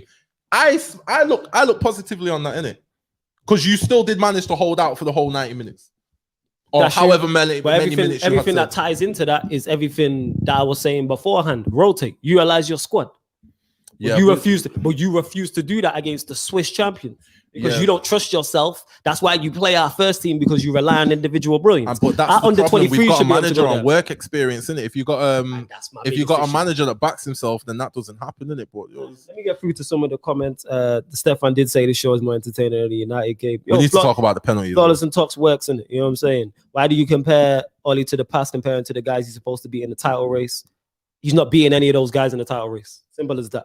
You know what I'm saying? You have to compare him to the past to know where you at, innit, bro? Like, because I literally sat through David Moyes and was depressed, sat through Jose and sat through Louis van Gaal and was depressed. Like, you have to compare it to those to see the improvements. Yeah. If you're comparing it to City, it's bleak. It's gonna be bleak. I don't even compare it to City. I just compare it to what you could do. I compare Manchester United to Manchester United. Like, are you doing the best that you possibly can do? You've played better football with the worst Manchester United team.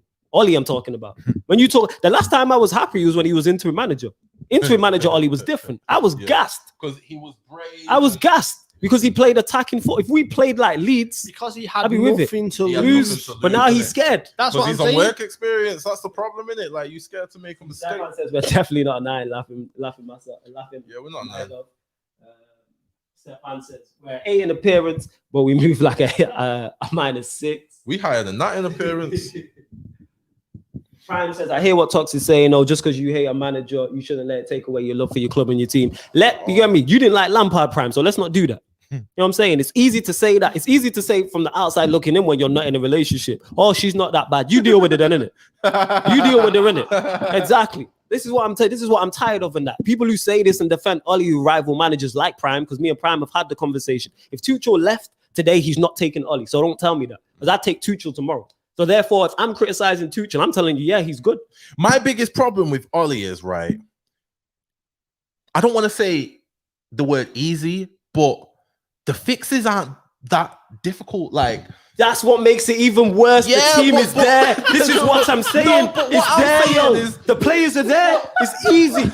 That's exactly what I've been saying for the past 40 minutes. What I'm saying is, though, that's like, what it is. That's what makes me less mad about it, because it's like you're learning on the job. It's work experience, but you might actually learn from these mistakes next time we go down to 10 men. Because I can't remember any other red cards we got. We don't get red cards in it. Next time you go down to 10 men. You might be prepared a bit better, innit? You ain't prepared a bit better. It's a rap, fam. You don't do something at the highest level for 10 plus years and be this bad. You don't just improve. It don't happen. Comedians, that's the only space where I know you get better. It is literally an easy fix, innit? That's what makes it even worse. That I look at it and I go, I am not the brightest. I am not the most knowledgeable. Stro here is more knowledgeable about football than I am. There's many people in this YouTube space who are more knowledgeable. I am not an expert. I can see it. I can watch and see it. Yeah, we can see it. Yo, we're playing young boys, play the low. What do you need a defensive right back for? Because play the low. He wants to have the team gel around Ronaldo. But then you don't, and Wan-Bissaka is going to be one of the main people. You know why the argument falls down? Because he plays Lindelof next to him in that game. He likes Lindelof. But he dropped likes Varane, Lindelof. and that's a mistake in itself. You're the only man in Manchester that rates Lindelof. He genuinely likes You're Lindelof. the only man in Manchester that rates Lindelof. And the thing is, Ollie's sentimental. I know he feels bad because Lindelof played well against Leeds and then he dropped him, which was right to do. See? But I know it's like he's been had in his head. First opportunity you get, I'm bringing in Lindelof. Yes. But Which you then, don't need to make wholesale changes. I'm not even saying wholesale changes. I'm saying 5 or 6. Change half the team. Nah, not for you. The thing is what? See that even you defending him there, that argument would make sense if he played the back line. He didn't play Varane. So what do you need Wan-Bissaka for? Nah, because like I just said, Wan-Bissaka is going to be one of the main people crossing to Ronaldo. You want them to gel as much as possible. See that? And that's the issue in itself. Everything is a problem on a problem upon a problem.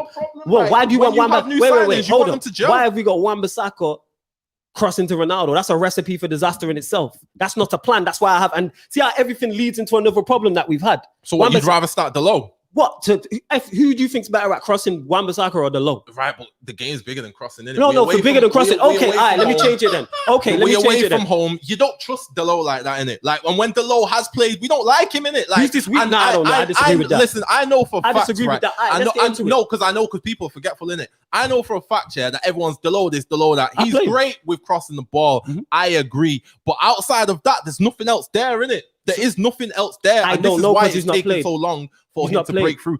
Jose brought this guy in, third season? Right, he's been here for a long time. Back to the Went point. out on loan last season, didn't do anything. Okay, if we're dominating the ball and playing attacking, Dalot is a better attacking fullback than We're never going to dominate the ball with this manager. Okay, and let's see how I said everything leads to a point. Why are we not dominating the ball against Swiss champions? Why are we not dominating the ball against Swiss champions? These teams don't respect us. Why don't they respect us? They was getting that before we even went down to 10 men. Why don't they respect us? Before we went down to 10 why don't they respect us? Because of the manager. Right then. So then that's why I have an issue with the manager. Everything leads back to him. I have an issue with the manager too. Everything leads back to him. So when you say, why do I take out the love? Because we have a manager that can't get past the Swiss champions. Still don't let it take past. He can't get past the Swiss champions. It's not that he can't get past the Swiss champions. He can't get past the Swiss champions. It's not. No, there's nuance to everything in it. You can't play get for past 60 minutes with 10 men in it. You can't pass. The nuance is you're playing for 60 minutes with 10 men, right? And we have to lose to a last minute mistake. Like, that's not solely on Ollie. The substitutions were trash. But that's the nuance of the game, innit? If we lost with if we lost with 11 men, I'd be sounding like him right now. But we're one of the substitutions the reason why the mistake happened at the end. I would have brought on Jesse Lingard, so I'm not gonna say. And there's plenty of substitutions this guy's makes that I get on to him for.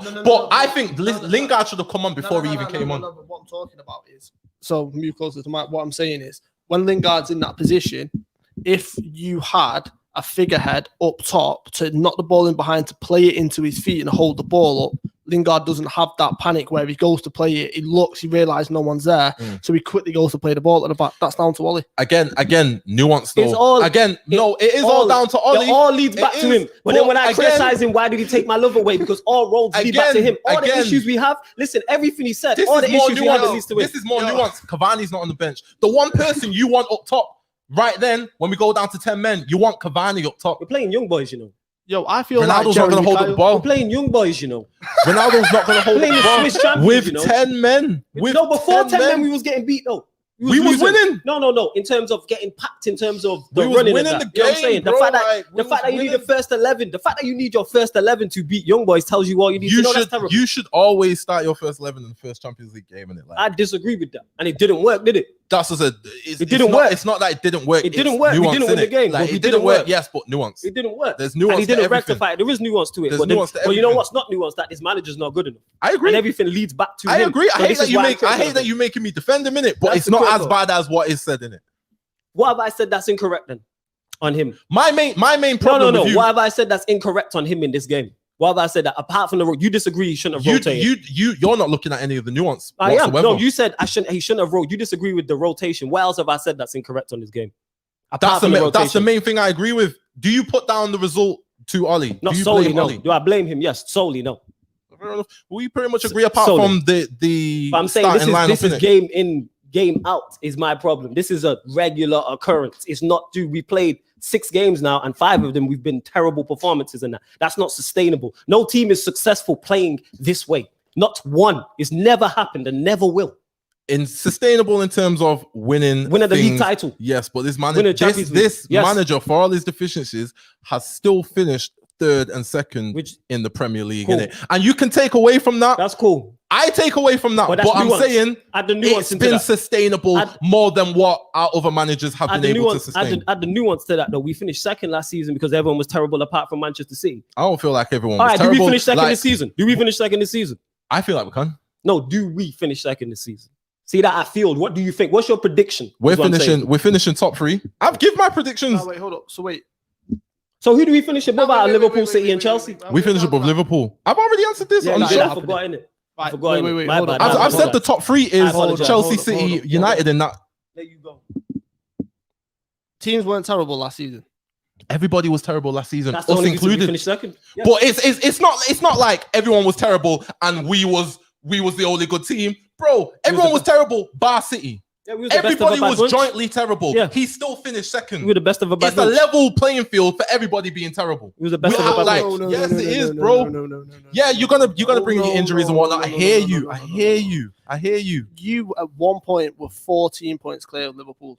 How were you going to let us claw that back to get it to like what 5-6 points? That's poor. And in the part here, because I want to get onto this Ground. because you say Dalot is good at crossing but defensively poor, but then people say the flip side for Wan-Bissaka. So it's like the perfect right back don't exist. People criticize Trent and say Trent is poor defensively, but he's good going forward. For me, like, is the lower better defender than Wan-Bissaka is an attacker? I don't know because He's we've not not. seen enough of him. I don't He's know. not. I've not seen him play. Give him a running. That's unfair to say. We've seen Give him him 3 games in a row. No, that's unfair. Give him a running. We've seen The reason why we know McFred doesn't work is because we've seen it week in, week out. Give players a fair shot. It's like saying Donny's not Dalot's had as much chance as Donny. I would no. We've seen Dalot play. Donny's had no 3 chance. games in a row. Donny's had no chance. If you not played 3 Dalot's games been in a row, here it's for not. years. No, he's Dalot's been here. How been much here has he for played though? years. Forget him being here. He was Phil playing Jones- under Jose. Ollie had him playing at one point. You can't compare him to Donny. It's not the same. No, innit? it's not comparing. I'm And saying we give him a have to fair run. remember. We have to remember. a fair Yeah, run. we're not watching AC Milan week in, week out. But Yeah, we we're not. watched him last season at AC Milan. I didn't Do watch him at anything AC in it. Milan. I He didn't watch didn't him. do anything in it. So I Like don't he know. really didn't do anything. In All right, it. so we should. So why keep him then? Why not move him on? He couldn't get the right back that he wanted. Ollie wanted the right back. Ollie wanted the right back. Excuses for this guy Ollie all the tried time, hard innit? for a right back Yeah, back as well. So we He just tried play. hard. So with Wan-Bissaka Wan-Bissaka don't play. Who plays again in the next Champions League game then? I've already said Who plays in the you have to play the low. okay, so why I'm saying why not just run him in the Young Boys game and see what happens against easy opposition? I've literally answered this already. You want the low. You want Wan-Bissaka to link up and play with Ronaldo as much as possible because Wan-Bissaka is going to be one of the main people, like the main people. That's a terrible idea. And that's my point of why this manager sucked out because that's a terrible idea. But- Everyone can see that's a terrible idea. But nuance. He must have thought it was a terrible idea because he went after a right back. We know for a fact he spent the whole summer did spend chasing it. a right back. But this I is- was like, why is this guy want a But right this was back? my issue with the whole Ronaldo signing because there wasn't a plan. There wasn't a plan alongside it. We only got him because he went City. Because he was going City, which It's is not a terrible plan, way but to do sign, business. You sign Ronaldo. I wasn't happy with the window. Like you said this. I said on the show, if we go into the season with just Varane and Sancho, I'm vexed. I'm vexed. Because we needed a DM. I'm not going to say no to Ronaldo. You can't say, oh, it was rushed. It was I never rushed. said say no. What I'm saying is I don't like that. I don't like It's the plan. better. It's better than If Cavani would have left and we signed Ronaldo, I'm like, cool, it's that lack of plan. yeah. And, now it's you a- get, and this is why you can now get an unbalanced team because we're talking about Wan-Bissaka crossing the ball to Ronaldo. it's That's not a terrible it's idea. not unbalanced. It's Ronaldo, Mr. 4 goals in 3 No, games. no. Like I'm talking specifically about the fullbacks we have don't suit him to The the thing best is, of his some to the things- best of his ability. like what you're saying, I would agree with that more for Van der Beek, even though it wasn't towards the end of the transfer window. It looked planned, but it wasn't. Like I'd say that more of Van der Beek. When a Ronaldo comes on the market, you go for him. I'm not innit? If saying you don't can go for him. Go I'm for saying him. that we go for him, but then It's the manner you but then went from it's is the your manner which problem. and then Yeah, it doesn't yeah. match up with what we have. I- I'm not I- saying but the don't thing sign is, Ronaldo. I personally liked the manner. What Ronaldo's because available. you're- No, Go because get this you're- guy, bro. No, the Nah, plan, the lack you're of the petty plan. like that because you Yes. think the second City were involved. Like, nah, let's take that away from him. Like the Berbatov thing, I remember. Me, right? I don't like Anthony Martial. know you. Anthony Martial, sorry. I don't like Martial anymore as a striker. I'm not the biggest fan of Cavani as a striker, and he can't play every game either. We need a striker. Go get Ronaldo in it. I have And no everything issue. that does like all the intangibles, what it's going to do for the squad, what it's going to do for the morale of the supporters. And look, you see, Jesse Lingard's gas to be playing with these guys. A lot of these men are playing with their idols. You got Greenwood rubbing shoulders with him. You got the spotlight of Sancho. There's a lot of pluses, and I don't see any negatives. I think that's the big plus. Greenwood being on the training field with him, with the ability Greenwood's got helps, and the definitely. ceiling Greenwood's got. Just little things, how you look after yourself, how you condition yourself, how you literally. For me, it's an unbelievable signing for United. That's a great point. How you look after yourself. Like, he's the best in the game when it comes to looking after yourself. Well and good. I heard the story. Cool. I don't know if this was BS or someone made it up or whatnot, but I can't remember who it was that said it. But someone said they was at the training ground eating a meal. Everyone was about to go start eating. And Ronaldo was the one that didn't eat it. So everybody else decided they're not going to eat it. He's going to follow suit. I can't remember who that came from. It was Evra, yeah, because Evra came out with the same thing and said when he was in Italy and Ronaldo was in Italy, how they linked up and they would do a training session. Yeah. They were met to go for food and stuff like that. And Evra turns up at Ronaldo's house and Ronaldo's planning a training session for him. He was just like, what is this guy like? Yeah, which is all well those and good. Intangibles are what make me say, Ronaldo was rushed. It was rushed. I don't. Yeah, forget the rushing part. I'm not saying Ronaldo was a bad signing. I'm saying we have this absolute world-class goal scorer now get the most out of him. We can get, and again, that's my issue with this manager is not getting the most out of players we have. But he's not going to get the most out of Cristiano Ronaldo. Well, Ronaldo's that good, he'll still score goals. It's happening so far, and I want to add yesterday. There's more to come from outside of goal scoring. Ronaldo's overall performance yesterday was brilliant. It was absolutely brilliant. So for everyone saying we should have signed Kane because he's going to give you more, Ronaldo was everywhere. Yeah, I'm not saying go inside Kane. What I'm saying is, what is this lead? This is all well and good, all these positives and pluses, but it's not leading to anything. Ollie is trying to make, I can't believe I'm defending this guy. Ollie is trying to make this team gel, and the only way that's going to happen is by them having minutes on the pitch. This is why Aaron Wan-Bissaka needs to start this game, and whenever he's back off suspension from this red card, unless Dalot puts in three of the most, is it 3 games he's going to be out for? No, it's only one, and he's not going to play. Unless Dalot, so he's got one chance, he's got one game in it. Unless Dalot puts in the best performance he's ever put in. Wan-Bissaka can be poor for time and still keep his place. That's a problem. One chance. When he's got one opportunity, one chance to blow in it. You know what I'm saying? Vomit on the swear again, me mum spaghetti and that. He's got one chance. I wanna add Wan-Bissaka was good yesterday. But I'm not saying he was good or bad. Weird foul. What I'm saying is he can play poor and to the pass for 5, 6, 7, 8 games, and that's cool. But Dalot doesn't get the same thing. Sure, the same. That's unfair. This is your £50 million right back. And there was no Dalot was off on loan. We had nobody else. I'm not talking about bringing. No. What I'm saying is no, because if Wan-Bissaka was injured, somebody else plays. So to say there's no one else there, that's incorrect. Yeah, but that is square pegs for round holes. You want to start your right back in it, and the thing is, if he's poor, you take him out. If you have a player that's not performing, you pull him off the pitch.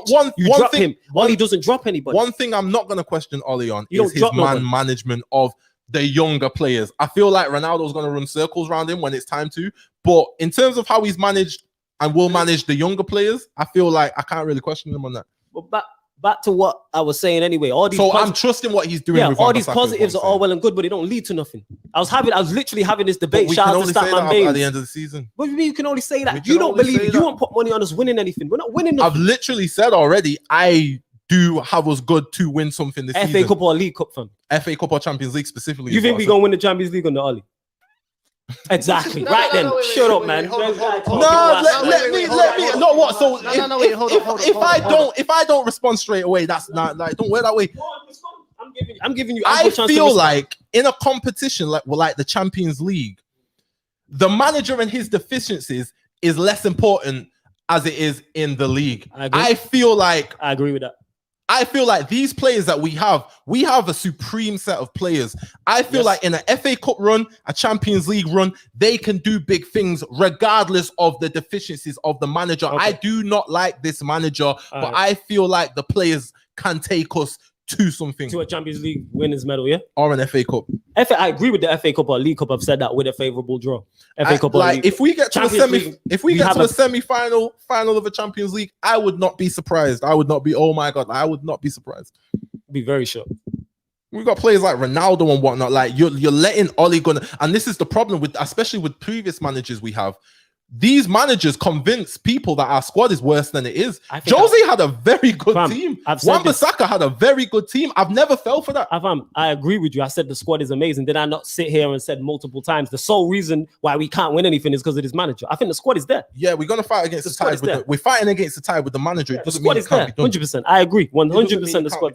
And that's what I focus. And this is why I say it's Manchester United. It's not Chester United. No. This squad can do good things. We have a brilliant squad. The only issue in the squad is the manager. It depends on, obviously, we have different variant on what's good things. Winning the FA Cup or a League Cup is not a good thing to me.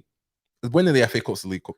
Winning the FA Cup is a good thing. We can't say it's not like. No, in terms of with this squad, I'd say, yeah, because we haven't won anything. Yeah, you're right. Because we haven't won anything so long. That's the nuance of it, innit? Like winning the FA Cup's never not a good thing, innit? Yeah, I agree.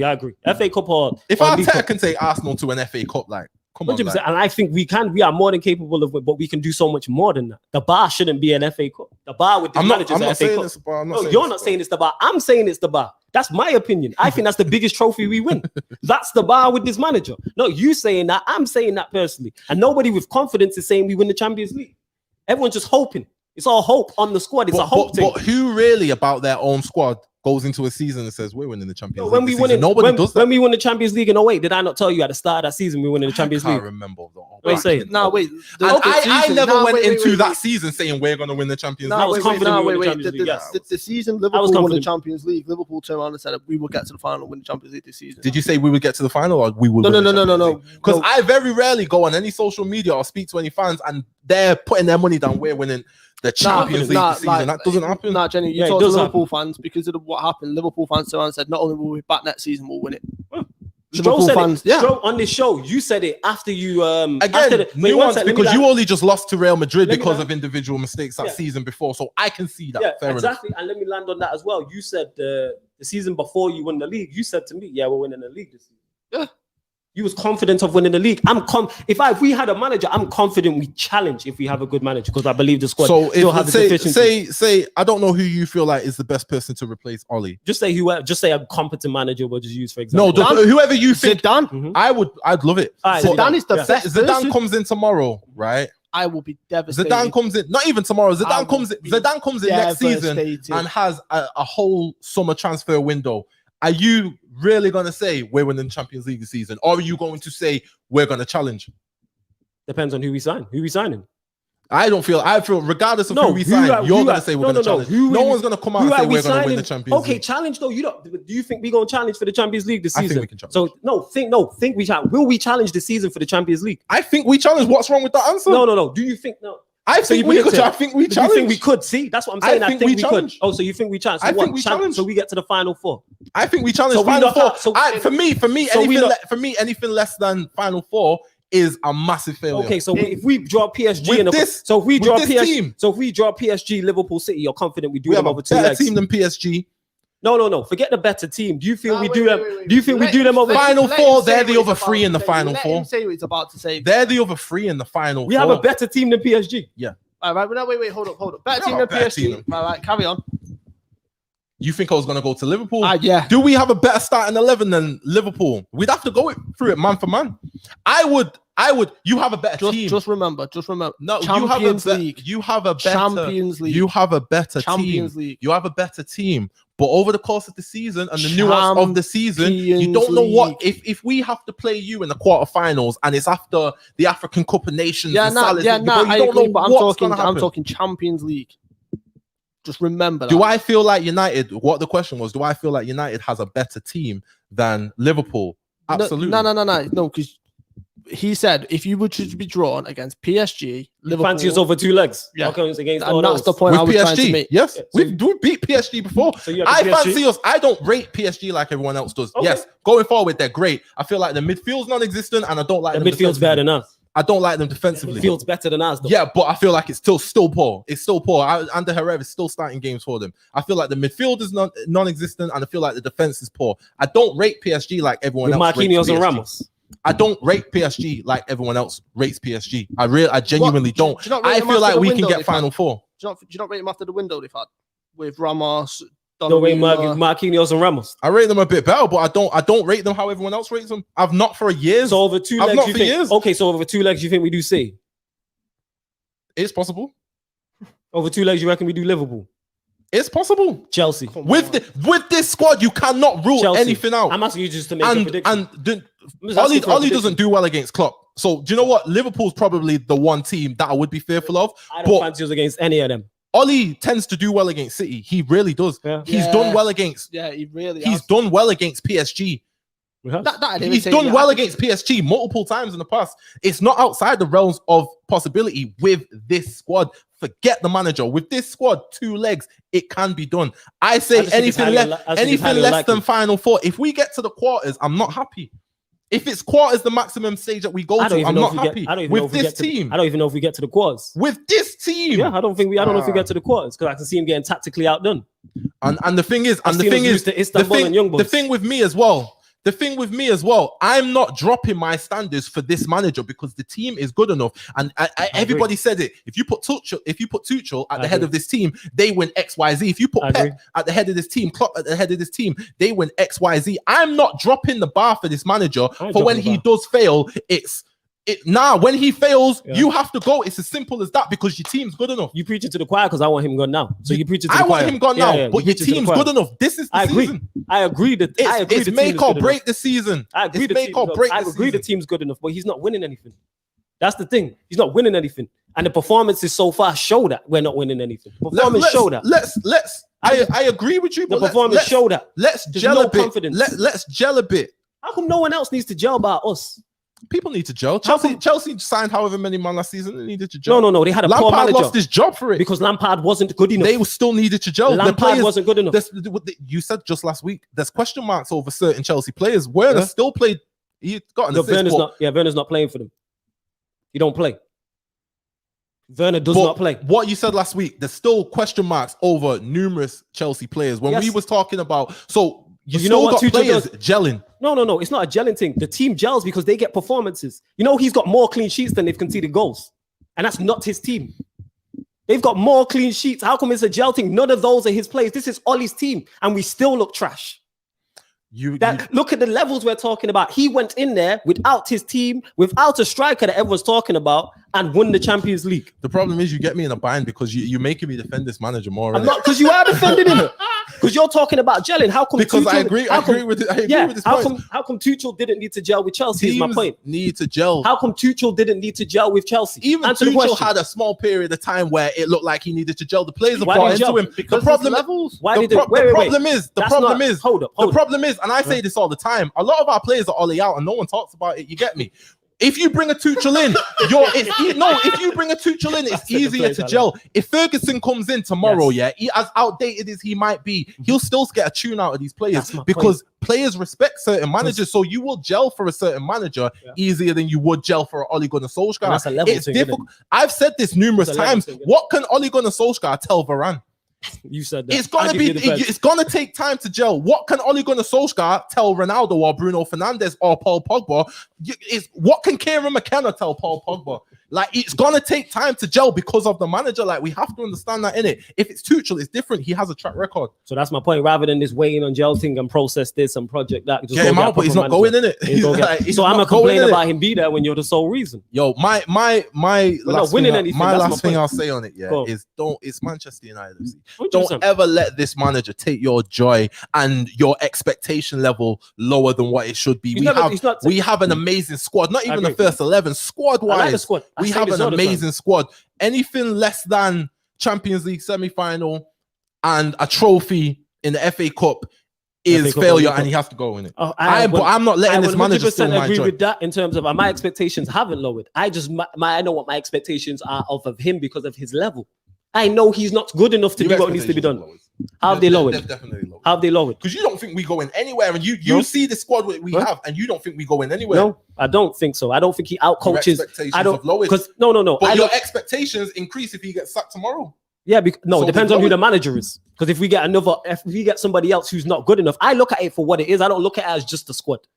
I look at it as the squad and the manager. This manager's a problem. For him to win the Champions League, he has to outcoach Pep, Klopp, Tuchel, a Flick, a Nagelsmann. That's highly unlikely. He'd be the worst manager to win the Champions League in the last 10 years. We've seen poor managers win the Champions No, he'd be the worst manager in the last 10 years, is what I'm saying. He would be the worst manager. And that's my point. And we see the nuances. We're Manchester United, and we're here banking on hope and nuances and things happening out of the realms. No, it's not outside. It's not outside of the realms of possibility, because that's just how the Champions League is. We see upsets. We see two legs of football. We see the nuance of someone might be injured, red card. Like there's a lot that goes into the Champions League, and that's why it's the greatest competition in the world. It's not just the best team doesn't win the Champions League every year. No, but one of the best. One of the best teams and one of the best managers wins it pretty much a year in, year out. That's a fact. He's not one of the best managers though. We got one of the best teams though. Yes, I agree. But hear what I just said then. One of the best managers and one of the best teams. It goes hand in hand, is what I'm saying. I agree, it goes hand in hand. Because if Ollie's managing PSG, I'm not expecting. My level goes down with them. I don't think they do anything. He does anything with that team. I don't think he wins the French league with that team. I'd agree. That's my point then. But that's not me lowering my standard. That's me looking at his manager and saying you're not up to the job, because he's not up to the job. You don't frame it that way, but it's still your standards have lowered. He's because up to the he job. Is at the helm, innit? I'm not even saying you're wrong for it. We're arguing on that point. I'm not even saying you're wrong for it. I'm saying I've lowered my standards for this manager and the previous managers. It's this season I'm looking at it and it's like, no, actually, we shouldn't lower our standards for this one guy. Like, no, you have to achieve this level of success this season, and if you don't, that's a wrap. I agree, though. He should be hitting them levels. My point is, I don't think he does. It remains to be seen. I don't think he does. It remains to be seen for you. I already know. I believe in Ronaldo FC. I believe in Paul Pogba FC. Bruno I believe in all of them. But you know what's going to hit them more hard? Ollie tax is hefty. That hits everybody. I don't trust this guy with a world. If we had a world-class 11, I don't trust him to. This is the same manager who failed in Norway. And you want him to win the Champions League. I don't trust it. No. Do you put any merit? Because we're talking about Champions League runs. I know we're wrapping up soon. We've not even spoke about Chelsea. No, we'll go there. We're going overtime, people. We're going overtime. Go on. Chelsea and Tottenham. You lot getting extra time. Do you put any merit into this away record in comparison to putting together a run when it comes to the Champions League? Because the away record, whether you like it or not, respect it or not, something has to be said for it. Like it's impressive in some way, shape, or form. Nuances. Is it impressive? Yes, but then when I look at their away record and they go in that time period, Manchester City accumulated more points on the road, so it's not that great. That puts it into perspective. Manchester City got more points. I didn't even know that. In that period of time, got more. You know why? Because we were IKEA settings, hella draws. That's what it was. Bare draws during that period. And that's my point with this guy. Records is always, see that, people. You lot act like I'm crazy, yeah. And we've been here, sat, me and talk. This is how we debate anyway. That's my bro. Like, this is how we debate. I do not trust this. I can't get this point across enough. I like the team. I like the team a lot. This is the most I've liked a Manchester United team. Not even post Fergie, because I didn't even particularly like the last Premier League one. This is better. This is better. So, like, this is let's just say in a long period of time post Fergie. So we're saying 7-8 years. This is the best team, and I see us achieving at best an FA Cup. That is terrible. That I think that's what we will get. Now, do I want more? Still a win. No. It's still a win. But hear what I'm saying in that. Like you say, nuance, fam. I think we win the FA Cup. Hear this. With a favorable draw. Because if we draw Chelsea away, Liverpool away, and City away, we're not winning the FA Cup. We're not winning the FA Cup. Did we lose to Chelsea last season? No, because we drew against Lampard and then we drew against Tuchel. 0-0. Both ball draws where we didn't go for it. Listen. Because our record against the... But let's not get into his record against the Big Six. My point is, and let's go back to the overall point, is the reason why I don't enjoy watching us is for two reasons. One, I don't think we can win anything major. And two, I'm going to say major. I don't put the FA Cup and League Cup in that. Major trophies to me is the Premier League. No, wait, let me go. Let me land on it. And then I'm going to let you respond. Premier League and Champions League. I don't think we win either of those competitions. So I'm like, all right, at least entertain me then. You know who I've been watching and I've done like a few watch-alongs for and been entertained for is Leeds. Leeds. Their games are entertaining. It's kamikaze. Kamikaze. I'm on that. At least entertain me if we're not going to win anything. And you go, you know what? We play good football in that. At least. So we play dreadful football, awful performances, and we don't win anything. I genuinely, from the bottom of my heart, hate that Ole Gunnar Solskjaer has taken you to this point. He has taken me to this point. I genuinely I hurt for you, innit? Yeah, it hurts for me. I genuinely I'm doing the schedule for Sarcasm City TV, and I'm like, oh, United watching along. I'm looking forward to the other one I'm doing on the other day of the weekend. Do you think it's that bad? Like, he doesn't want to watch United games? Like, as a neutral, you're a Liverpool fan, so you can't really say you're neutral. But like, do you think it's that bad? Because I think it's nowhere near as bad as he's saying. It's bad, but like it's not that bad. Nah, right. Here's the thing: if you've not got the squad, so for example, if you're in Newcastle at the time you've not got the squad, everything's a mess. I can understand it. I understand Flores' point of view because when you look at your squad, like you said, if you put a Klopp in there tomorrow, he challenges instantly. A Pep, he challenges instantly, and that's his frustration because he's looking at this at the club and he's just like, how.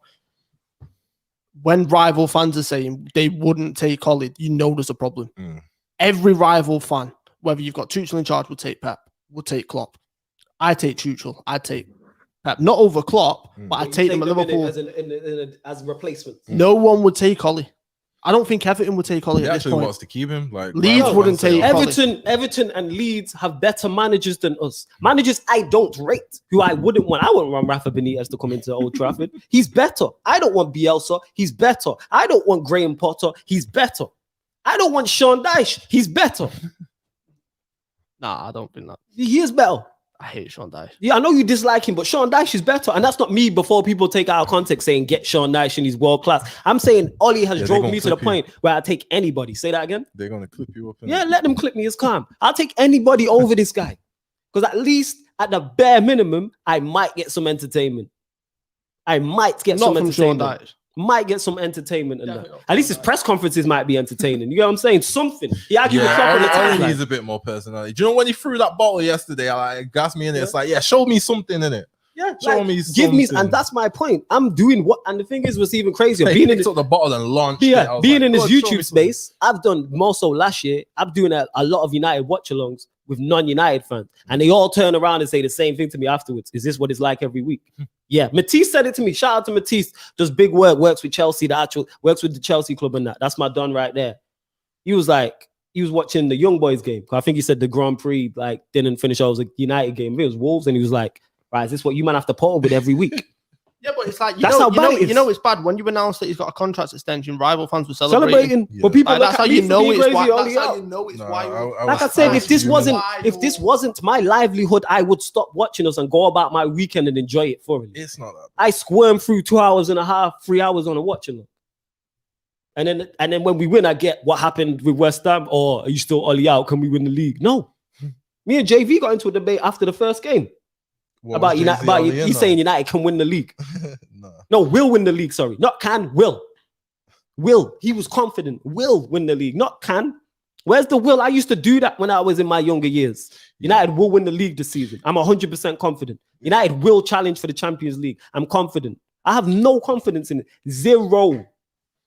I hear you. I don't 0.5. I don't believe 0.5% chance of winning the Premier League. I want to make this clear. I don't believe in this manager in any way, shape, or form, but I do believe in these players. In it, I'm not going to say the league that because you have to be a good manager to be able to win the league. In it, so that's too far. But you can definitely scam your way through a cup run in it. Yeah, Champions League, 100%. We've seen it. And you know what I would say to that? And with these players, I agree. And you know what? That's where my 1% comes from in the Champions League. Why I think we can win it is through the players. Yeah. That's where that one. Because what I also look at is the Champions League and the teams around it. And I'm like, you can't scam your way through a cup competition. I look around Europe, who's weak, who's strong. I look at this country. I look at Liverpool. I look at City. I look at Chelsea. I think they'll all be there. I look at Bayern Munich. They'll be there. That's 4. I look at PSG. That's 5. So we have to overcome 5 teams of that caliber. And chances are if we go deep into the competition, we'll probably get 2 or 3 of them. I don't think I'm not confident at all of beating any of those 2 over 2 legs. One final, yes, because then final, but we have to get to the final. I can see a Pep, a Tuchel, a Klopp doing something tactically and just washing us in terms of tactical masterclass from them. That's where the game was won and lost, especially with this guy's subs. This is the same guy I see just struggle in the Europa League, and we're talking about Champions League. We couldn't even win the 2nd tier European trophy, and I'm supposed to have confidence going into the Champions League because we have Ronaldo. Bear in mind, this is not Ronaldo of old. If it was prime Ronaldo, I'm with you. Prime Ronaldo could take this team over the top. Sub-wise, because all the subs are his now. It's like you have to. Maybe you'll feel a bit more confident making subs because that was Ole Inner's defense of him, like he doesn't like the players on the bench, and it's just like I didn't like that justification, but that's not a justification anymore because these players on the bench. And we have gone over time, people. We're here. I'm not sure if we're still on DAB, but we're definitely still live on YouTube. Hit the like button. Where else you getting entertainment like that? Subscribe to the Pi Radio YouTube as well. But if and when it does go wrong, it will be Ollie's fault. It will be And like to it me- will go wrong. To me, it's not even an if. I know this train's coming, man. I'm just wait. Not even wait. We've seen it already. Played what 5 games and 4. When's the last time we played well? Leeds. That's the last game we played well. This is not sustainable over a long period of time. It's the regular, like City against Southampton. That's a one-off. They'll probably get it together. I've seen Liverpool play. They play good football this season. Chelsea at times, phenomenal against Spurs. We ain't doing that against anybody. Yeah, we went to Wolves and Southampton, though. They're difficult places to go. All right, so Brentford went there and bopped Wolves off the park. Wolves haven't scored a goal all season. But like, that's a different game, innit? Like, It is because Brentford are playing. That's why, and we have Ollie in charge. That's why. That's a different. He went and game, bopped innit? him. Wolves only have looked good against us. It's always been the case with us. Everyone always. That's my point. Everybody looks good against us. Not just with this manager, or like people come to us and because they their go managers for it. ain't good enough either. That's my point. point. That's why I want him gone because their managers ain't good enough either. Nah, with Fergie as well, bro. Like, don't get me wrong, Fergie definitely had a long time where like just our name on the team sheet would scare people into losing. But like you get those teams where it was their cup final. We're going to Old Trafford. But you know what? United. You know why I give Fergie a blight? Because he had the CV and he had the trophies to back it up. Ollie has no CV. I heard that. He has zeros. If he had a CV, I wouldn't be so harsh on him. But he has no. You've not done anything previously, and you're not doing anything currently. Klopp has a CV before he goes to Liverpool. That's why intelligent Liverpool fans give him time. But there's a big difference though when talking about teams. When teams will come up against United, yes, you would get a good game because it's like that is their cup final. Now teams looking at it like we can beat these. Yeah. That's the problem. Wolves, you know, you actually get bopped off the park by Championship Brentford. Bopped off the park. Tony rolling, man. Championship Brentford. Championship Brentford, and that's no disrespect. They're a championship side. Come up from the championship, bopped them off the park. Rolled them over. We go to Wolves, haven't scored a goal all season. And they bopped us off the park. Who else we played? Southampton. Wolves that was decent. Difficult to us for like difficult for us. They have under Nuno. Yes, this season they haven't been. That's why Brentford went there and rolled through them. Since Jose days. Yeah, right. That's true. When Nuno's been there, that's what I'm saying. But this season, not the case with a new manager in. Let's go on to Tottenham, Chelsea, innit? Yeah, this guy. Yeah, here we go. Tottenham, Chelsea. Chelsea just Chelsea'd it. That's what I would say about that, especially the second half. Yeah. Just a typical Chelsea performance. I tweeted it out. I said Chelsea and just Chelsea and shake my head. That's why I think they'll win the league. That is what you call a tactical masterclass. Yeah, and even that substitution is a tactical genius move. And this is where I'm going to go against what I was just saying, because it's like watching that game, looking at the change Tuchel made, it's like, why can't we have a manager like that? Yeah, kiss my teeth, yo. This guy a joke, you know. Like the change, because they was getting rolled over first half, innit? Like it looked sticky, but halftime comes, make the change, and they rolled Tottenham over. Like it was effortless. Yes. I want to talk about Harry Kane, though, innit? We'll get on to Harry Kane, but in regards to Chelsea, again, it's another result, on performance, and statement of intent of why I think they win the league. I expected them to win at Spurs and look impressive and look good. Did I expect Spurs to be spirited? Yes, because you're at home, crowd's back, you lot despise each other, so you're going to be bang up for it. But Chelsea just Chelsea'd it, weathered the storm defensively. Like I said, Tuchel's got more clean sheets than he've conceded goals. I thought Spurs would do better because it's Nuno, innit? So it's like I feel like he's going to struggle against the Crystal Palaces, but do better against the bigger sides. But he just got outclassed as a manager. He had no answer for what Tuchel did. That's not a shot at him, because I look at that Chelsea side and I go, who stops it? Who beats that? They play City this weekend. With City, with the injuries they have. Did it? Yeah, they play City this weekend. You know what's the problem? City this weekend. They're getting tough games out of the way early. So where is it at? It's at Stamford Bridge. But it's going to wait to Anfield. So they've got Anfield out the way. They've got the Emirates out the way. To Spurs out the way. And now they got City at home coming up. That's scary, you know. I'm shook to death. Yeah. And if we were legit, here's the thing is, if we were legit in a title race, I'd be looking at their fixtures. Working on something, innit? Yeah. No, I just didn't know it was them. But the reason why I look at them in terms of that, because they're putting in performances and making statements. Going to Liverpool in the manner in which they did and got the point with the 10 men, very impressive. Arsenal, yes, we run jokes, but it's still a London derby, fellow Big Six side. They roll them over. I'm saying Arsenal, the way City, Chelsea rolled them over, and that. Still a Big Six side. You think he said big six side? All right, sorry, big five and Arsenal. My apologies in it. Formerly of the big six, now the big five. Well, it's the big four in North London, but we moved. As I was saying, I don't even remember the days where they was part of the big six. So it was a long time ago. As I was saying, they've gone away to Liverpool, they've gone away to the Emirates, and now away to Spurs, and they've got 7 points. And now they're playing City. City have injuries. I think Stones is out. Zinchenko's out. Laporte, I think it's Laporte's out. Somebody else is out. Weekend. It's like the league's theirs, man. Yeah.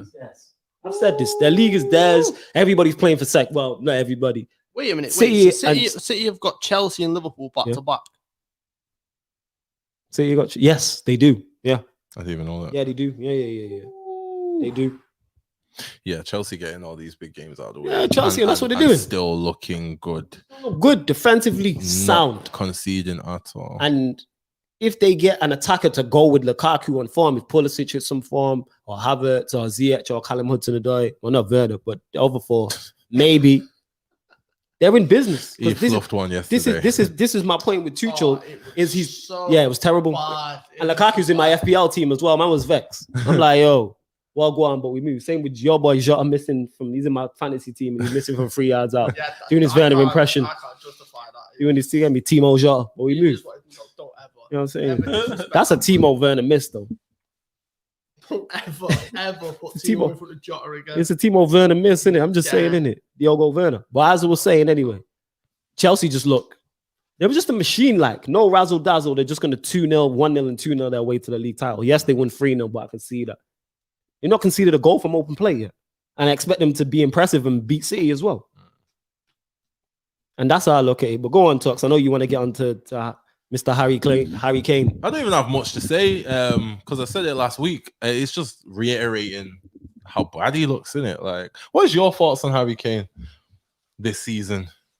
Because he looks terrible. Doesn't look good. He looks terrible. He doesn't look good at all. And it's bad when he's not in many people's fantasy teams, and he's the first one in there because he's going to get 20 plus goals a season. I almost put him in as well. I just can't justify putting him in because I'm looking at him. His overall that Tottenham team doesn't look good. It just doesn't look balanced. There's real issues with it. Yeah, you've got Son, unbelievable player. Dele Alli's not Dele Alli. He's not been Dele Alli for the past 3-4 years. Yeah. And Ndombele just unbelievable talent. His ability is absolutely insane, but it's like he doesn't get played enough. I feel for Nuno. I really do because I think Nuno's a really good manager, but it's like this Tottenham are toxic in terms of Daniel Levy, how they run, just everything about it. They've got a new stadium. The fact that they're still having to play Eric Dyer at centre back is wild to me. That team's just not good enough. It's really not. And when you got a defensive manager, that don't help either. Like I said, when they play Crystal Palace, you go to Crystal Palace away who've not won at that point. I don't think they scored, and you play 3 DMs. Yeah. Man played Højbjerg, Winks, and Skip. I'm taking a page out of that Klopp book. Like 3 DMs and that. Like, yeah, but Klopp can get away with it because he's got the two fullbacks who are attacking. Yeah, man had a disinterested Harry Kane. I don't think Son played. It was Moura and someone else. Yeah, it's Moura. That's what it's just. Yeah. They are in trouble. You're right. They're in big trouble. How much trouble are they in, do you think? In terms of... I think they finished top 10, but I think it's closer to 10 than it is top 4. And it depends. If they get Kane firing, which is the big question mark, will decide their season. Son's there. If they get... With Son and Kane, they finish... Don't be surprised to see Lloris go in the summer. Don't be surprised. I think he goes to Italy or Spain or something like that. I think he should as well. He shouldn't be their first choice goalkeeper at this point. Son. I think Son will get picked up. Where do you reckon Son goes, though? He could go anywhere. He could go PSG. He could go Madrid. He ain't going PSG. Son. Yeah, he could, I suppose. If they do lose Mbappe, Son is a good replacement. It's just, that's what I mean. The Poch link. If Poch is still there, see, there's so many variables. But I could see a City going for him. That would be a stake to the heart for Harry Kane. Like I said this last week, Harry Kane, like you need to sort your stuff out because if you feel like City might come back in for you, like playing like this. No. And that's the point.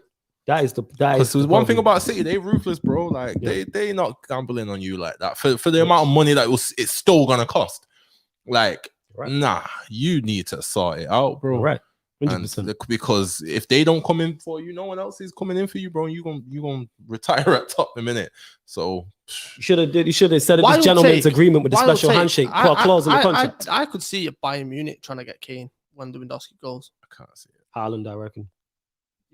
There's just something about Haaland where I just don't think. I think Bayern Munich, Dortmund are always taking their players. I think Real Madrid go and try and get both Mbappe and Haaland. That'd be a statement of intent. They're not paying for Mbappe. They all got to do is pay the wages. They can put the transfer fee on Haaland. I thought he was going to Liverpool. That's a statement of intent. I've already told you that as much as I know that we're in the race, I think he goes to Real Madrid. Right. I said this from the jump. As much as I'd love it, I'm not getting thingy because I just think that it's his dream to play for Real Madrid. But I know that if that move wouldn't happen, his next move would be Liverpool. But I think Real Madrid are going to make a big statement in the summer. And I'm talking. I could see them trying to go in for an Mbappe, Haaland, Pogba. Yeah, they are going wild. And 2 out of 3 of them are on out of contract with Mbappe and Pogba. Yeah. 2 out of 3 of them are out of contract, so you could easily see them doing that. And go and do this. Mbappe and Pogba are probably talking about it. Yeah, already, of course. They go like basketball, NBA free agency. Yeah. So it is Harlem Globetrotters. Like everyone just click up and go Real Madrid. Yeah. Camavinga's already there. Benzema's still there. You have Modric and Cruz who might be aging. They're still there. That's what I'm saying. Though you've got Benzema there. You had Pogba to that. You had Mbappe to that. Yeah, and Camavinga who started off well. I'm hearing as well. Yeah, Camavinga has started off well. Like he came on against Inter Milan. Like because obviously Jack's a Real Madrid fan. He was watching the Champions League game at mine. Yeah. Camavinga came on and made a massive difference. That kid is ridiculously talented. Well, and that's what it is. That's how I look at it. So yeah, we'll soon find out on that. It'd be interesting. I do want talks to be right though, people, about Manchester United. Hopefully we do win the Champions League so I can be here saying I'm wrong and celebrating. Be waved, I'll be drinking on air. Like if we manage to do that. But I just love to be in the race. I just want to be in the Champions League knockout stage again. Give me a knockout leg. We gonna get there, bro. To get excited about. Trust me, we gonna get there. Like give me a quarterfinal. I don't know about it. Depends again. The fact that I'm talking about favorable draws. It depends on the draw. It's all about draw. For most teams, it depends on the draw. It's like, for example, if a PSG draw Bayern Munich. That's what happened last year. Yeah, but you see what I mean? So that's why I'm saying it depends on the draw. As good as the team you are, it depends on the draw you get. 100%. Sorry, I was just checking through the results. We'll just run through the rest of the results quick. United only debate took up time, but we're here, people. So Newcastle won, Leeds won. Very entertaining game. How that was only 1-1, I don't know. Maximin, man, so bad. Yeah, St. Maximin does. We were talking about this on the way down here. St. Maximin suits Liverpool style. Great game, though. 2 teams who are just all attacking, don't know how to defend. I ain't trying to hear there's no bargains, none of that nonsense. St. Maximin, you slap 40 to 45 million on the table to Newcastle, knowing you've got no investment and they need to recruit players. They would snatch your hand off all day. Throw a Rigi in that. I don't care. I'd walk him to Newcastle. I will pick him up on barefoot, walk him to Newcastle. I hear that. And then you got Wolves, Brentford 2-0. Brentford won with 10 men as well, which is very impressive. Hey, Brentford looked good going forward. Like they had like 2. Ivan Toney had 2 goals disallowed. Yeah, he did. Yeah. Like I said, honestly, the recruitment at Brentford's absolutely ridiculous. They got rid of Mopé, replaced him with Watkins, and then replaced Watkins with Ivan Toney. Come on now. Like they are such a well-run club. Unbelievable. Yeah, and they're doing very well. And I said they'd stay up when they came up. They're just that good. You did say that. 100% you said that. 100%. Watford beat Norwich 3-1. Like everyone beats Norwich. Hey, Ismail Sarr. Sarr, man.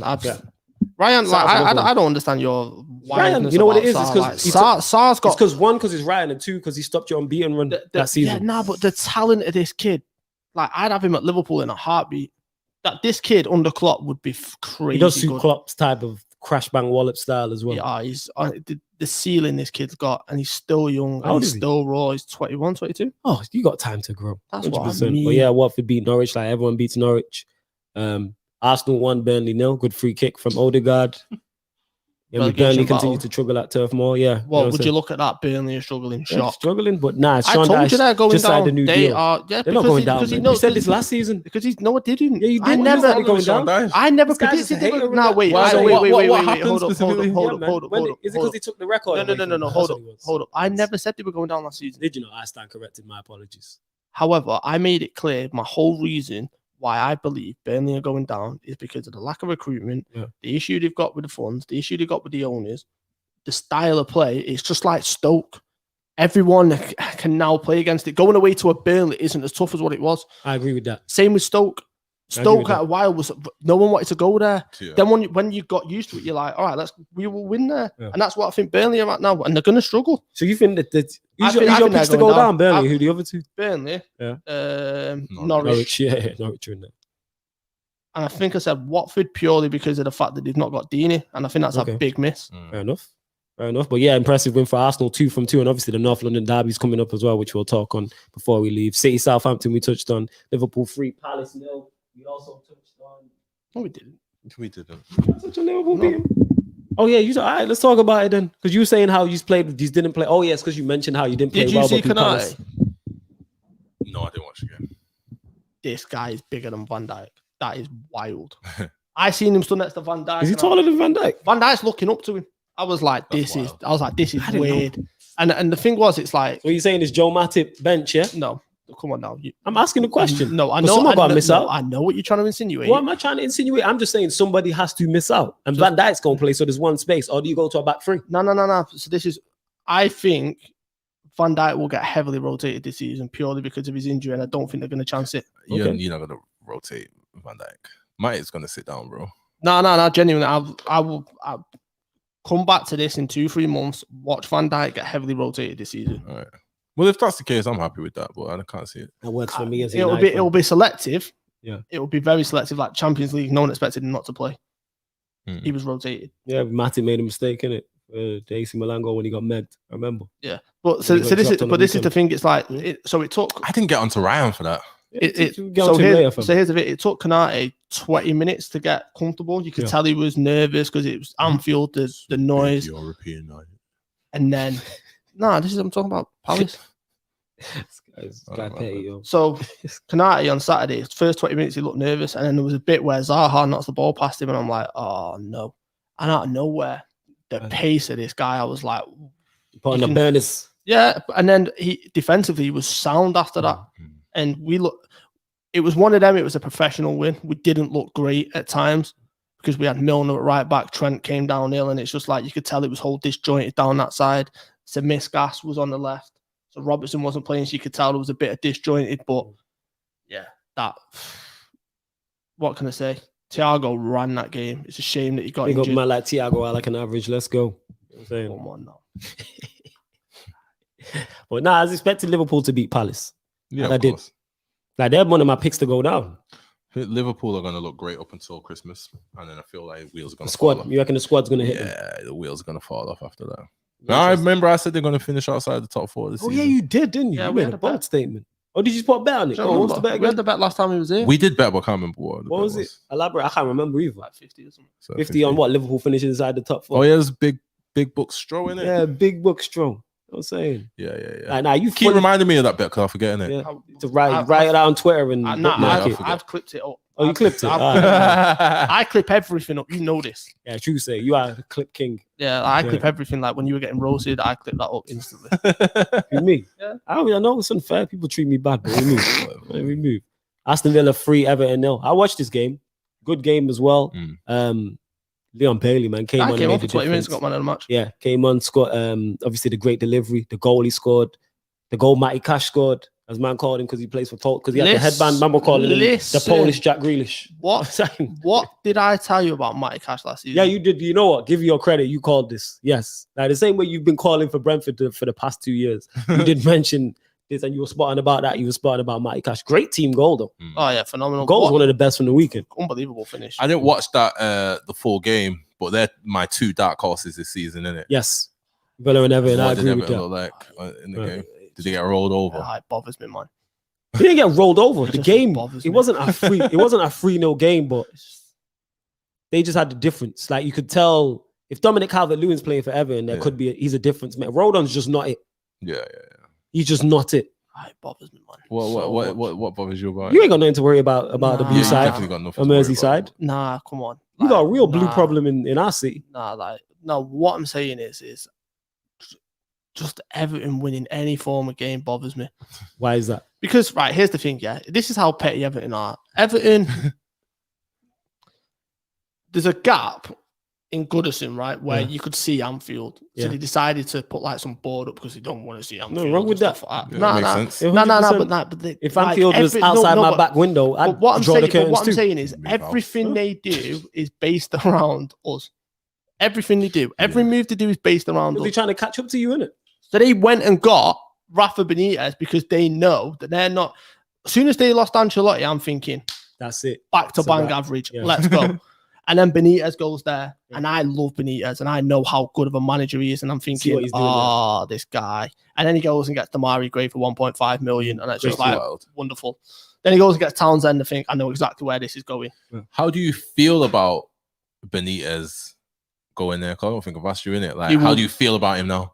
I will never speak bad of that man. It doesn't take away from. No, because what he did for the Hillsborough Champions campaign, League and stuff like no, that. no, Oh, not you even don't that. talking footballing things. Yeah, you're I'm outside of talking it. like I remember when he was Newcastle manager and it was the Hillsborough anniversary and they did it in the Cop. And when you've got Margaret Aspinall coming out saying that what I thank Rafa for being here, and then he's tearing up, and then obviously you hear the That's what it fans means. singing Rafa Benitez. What I'm going to call this right now, right into the camera. We go 1-0 up at Goodison Park. Watch Liverpool fans sing the Rafa Benitez song. Guarantee it. What to wind up the Everton fans? You reckon? Every derby, while Benitez is there, if we go 1-0 up, Rafa Benitez is getting sung. I will put When is the first Merseyside money on derby? it. I think it's October, November. Ooh, October too. So you don't feel like No. All right, you feel how you feel, but other Liverpool fans. Nah. This is what I mean. It wasn't the Liverpool fans that had the issue. It was the Everton fans. The Everton fans were the ones that were kicking off about it. Liverpool fans. 30th of November. That was it. Interesting. Yeah. Oh, then do a watch along for that. But it's like, he will never, for what that man did for the club and what he's done for the charity around Liverpool, not a chance. What if he finishes above you this season? Then he finishes above us and he's done a phenomenal job, which I expect him to do at Everton. I expect him to do a phenomenal job. Okay. Your boy Ryan saying Kanate was awful in the second half. He said flawless shot, man. Matip stays in. He wasn't awful in the second half. This guy's running his. What does this guy watch like? He was there, but he might not have one of his contacts was missing, I think. His guy's contacts. I can't deal with this guy, man. Neither can I. That's something we're all in agreement with. This guy clarified because he wears contacts. Like, Yeah, like we gathered, bro. just like one of his eyes just pops Man out. clarified, yo. Just making sure, innit? Just for clarity. It makes it worse. How does it make it worse? I'm just clarifying. I'm just clarifying. I'm just making sure. I'm just moving the microphone just so I can talk. I just make what's wrong with What a that? Sorry, guy, I yo. just want to explain further for my two brethren. What's the issue with that? I'm trying to be as clear as possible. Clarity. You know what I'm saying? Yeah, but it's just swinging in the microphone's the issue. Like, you don't need to swing the What's microphone. wrong with Just that? I talk. was moving out the way so I could get to the so See, you could hear me come clearly. on, man. Because it's in my way here. I can't reach the laptop. I'm trying to keep the show going. You know what Why I'm has saying? this man got an excuse and an answer for everything? I'm trying to be a producer and a radio presenter at the same time. Sorry, innit? My apologies. This guy's the worst. Yo, you might want to go South Manny Flavors. I know it's random, but I'm starving. Yeah, cool. We're I'm planning actually it. starving. That's an idea. Well, yeah. That's an idea. Big up South Manny Flavors as well. Large up South Manny Flavors. Whatever results. Oh yeah, Brighton 2, Leicester 1. Quickly, we'll touch on that because we have gone overtime here. See how we treat you, lot. You know what I mean? Extra half an hour.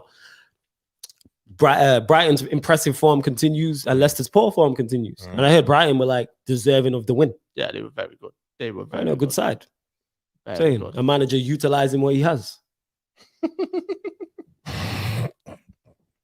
He's unbearable. Yeah, man, bear. That's a fact of the matter. You know me, Brighton play attacking football. And we have Mope, Welbeck, Trossard, Dan Burn, Basuma, who I rate highly. Yeah. I'm a big fan. But that's my point is, but shouts to Graham Potter and Brighton because they're doing an exceptional job like so far. I say they've gone away to two of their relegation rivals in, who did they play? They beat Burnley. And Brentford they beat. And then they beat Brentford. Watford at home as well. They were impressive. I did a watch along for that. They were impressive. And now they beat Leicester at home as well. To get a scalp against one of the big six is very There's good. questions about Leicester this season, though. Injuries. Injuries, one. I think Europa League's going to take it out of him. I think they're really going to struggle. They're not playing Vardy as much, if you noticed that. He's getting older, that's why. Yeah, but it's just like, I think that's where the problem is. They've not got, if they went, for example, if they went and pulled off a Villa and got a Danny Ings, I don't think I'm having this discussion. I hear what you're saying. I think Danny Ings was the perfect replacement for Vardy, and I said this from a third eye view 12 months ago. Yeah, I agree. I think Ings is very, very good for them. 100%. 100%. I think. I just think that this Daka's unproven. Perez is touch and go. I think Harvey Barnes has got real ability. Maddison's got real ability. However, they just don't go. They don't play through. That's why I'm surprised they let Damari Gray grow or didn't go and try and get him back. Yeah, I think that shit was sailed though. Like, I think like to me, probably but maybe there was something else there. But I believe Leicester will get it right. I'm not sure their next run, but they'll definitely finish top 7. All right, well, Stroll seals out. Please make sure if you're watching this live or watching this back, the extended version, an extended show of From a Third Eye View on Pi Radio. We are here every Monday, 7 p.m. till 9 p.m. Myself and Stroll. We always also bring you the best special guests as well. Talks, let them know where they can find you and everything like that before we see the show out. Yeah, follow me on socials. TOX2K21, I believe it is. Yeah, Stroll, anything you want to add before we bounce? Yeah, before you go, please make sure you hit the like button. Make sure you're sharing this. Yeah, enjoy Liverpool's win tomorrow. Who you lot got tomorrow? Carabao Cup. Norwich. Yeah, I can't remember who you play. Oh, you play Norwich. Norwich, yeah, you lot win. I forgot it's Carabao Cup this week. Yeah, because it's unlike most Premier League teams, like we decide to get drawn against other Premier League teams. You know, like but Norwich City really decided championship to get drawn side. against Rochdale or something like that. Anyway, yeah, they that's weird. Their draws. They are the worst draws. But it's like United back in the 90s. Like, it's just here we go hating in it. I swear last year in the Carabao Cup, City got Shakhtar Donetsk, but we moved. What in the Carabao Cup? Is Shakhtar coming to the Championship or something? What am I missing here? I was saying love to everyone who has locked into From a Third Eye View. We're back next week, Monday, 7 p.m. I hope you lot have enjoyed the show. Big up.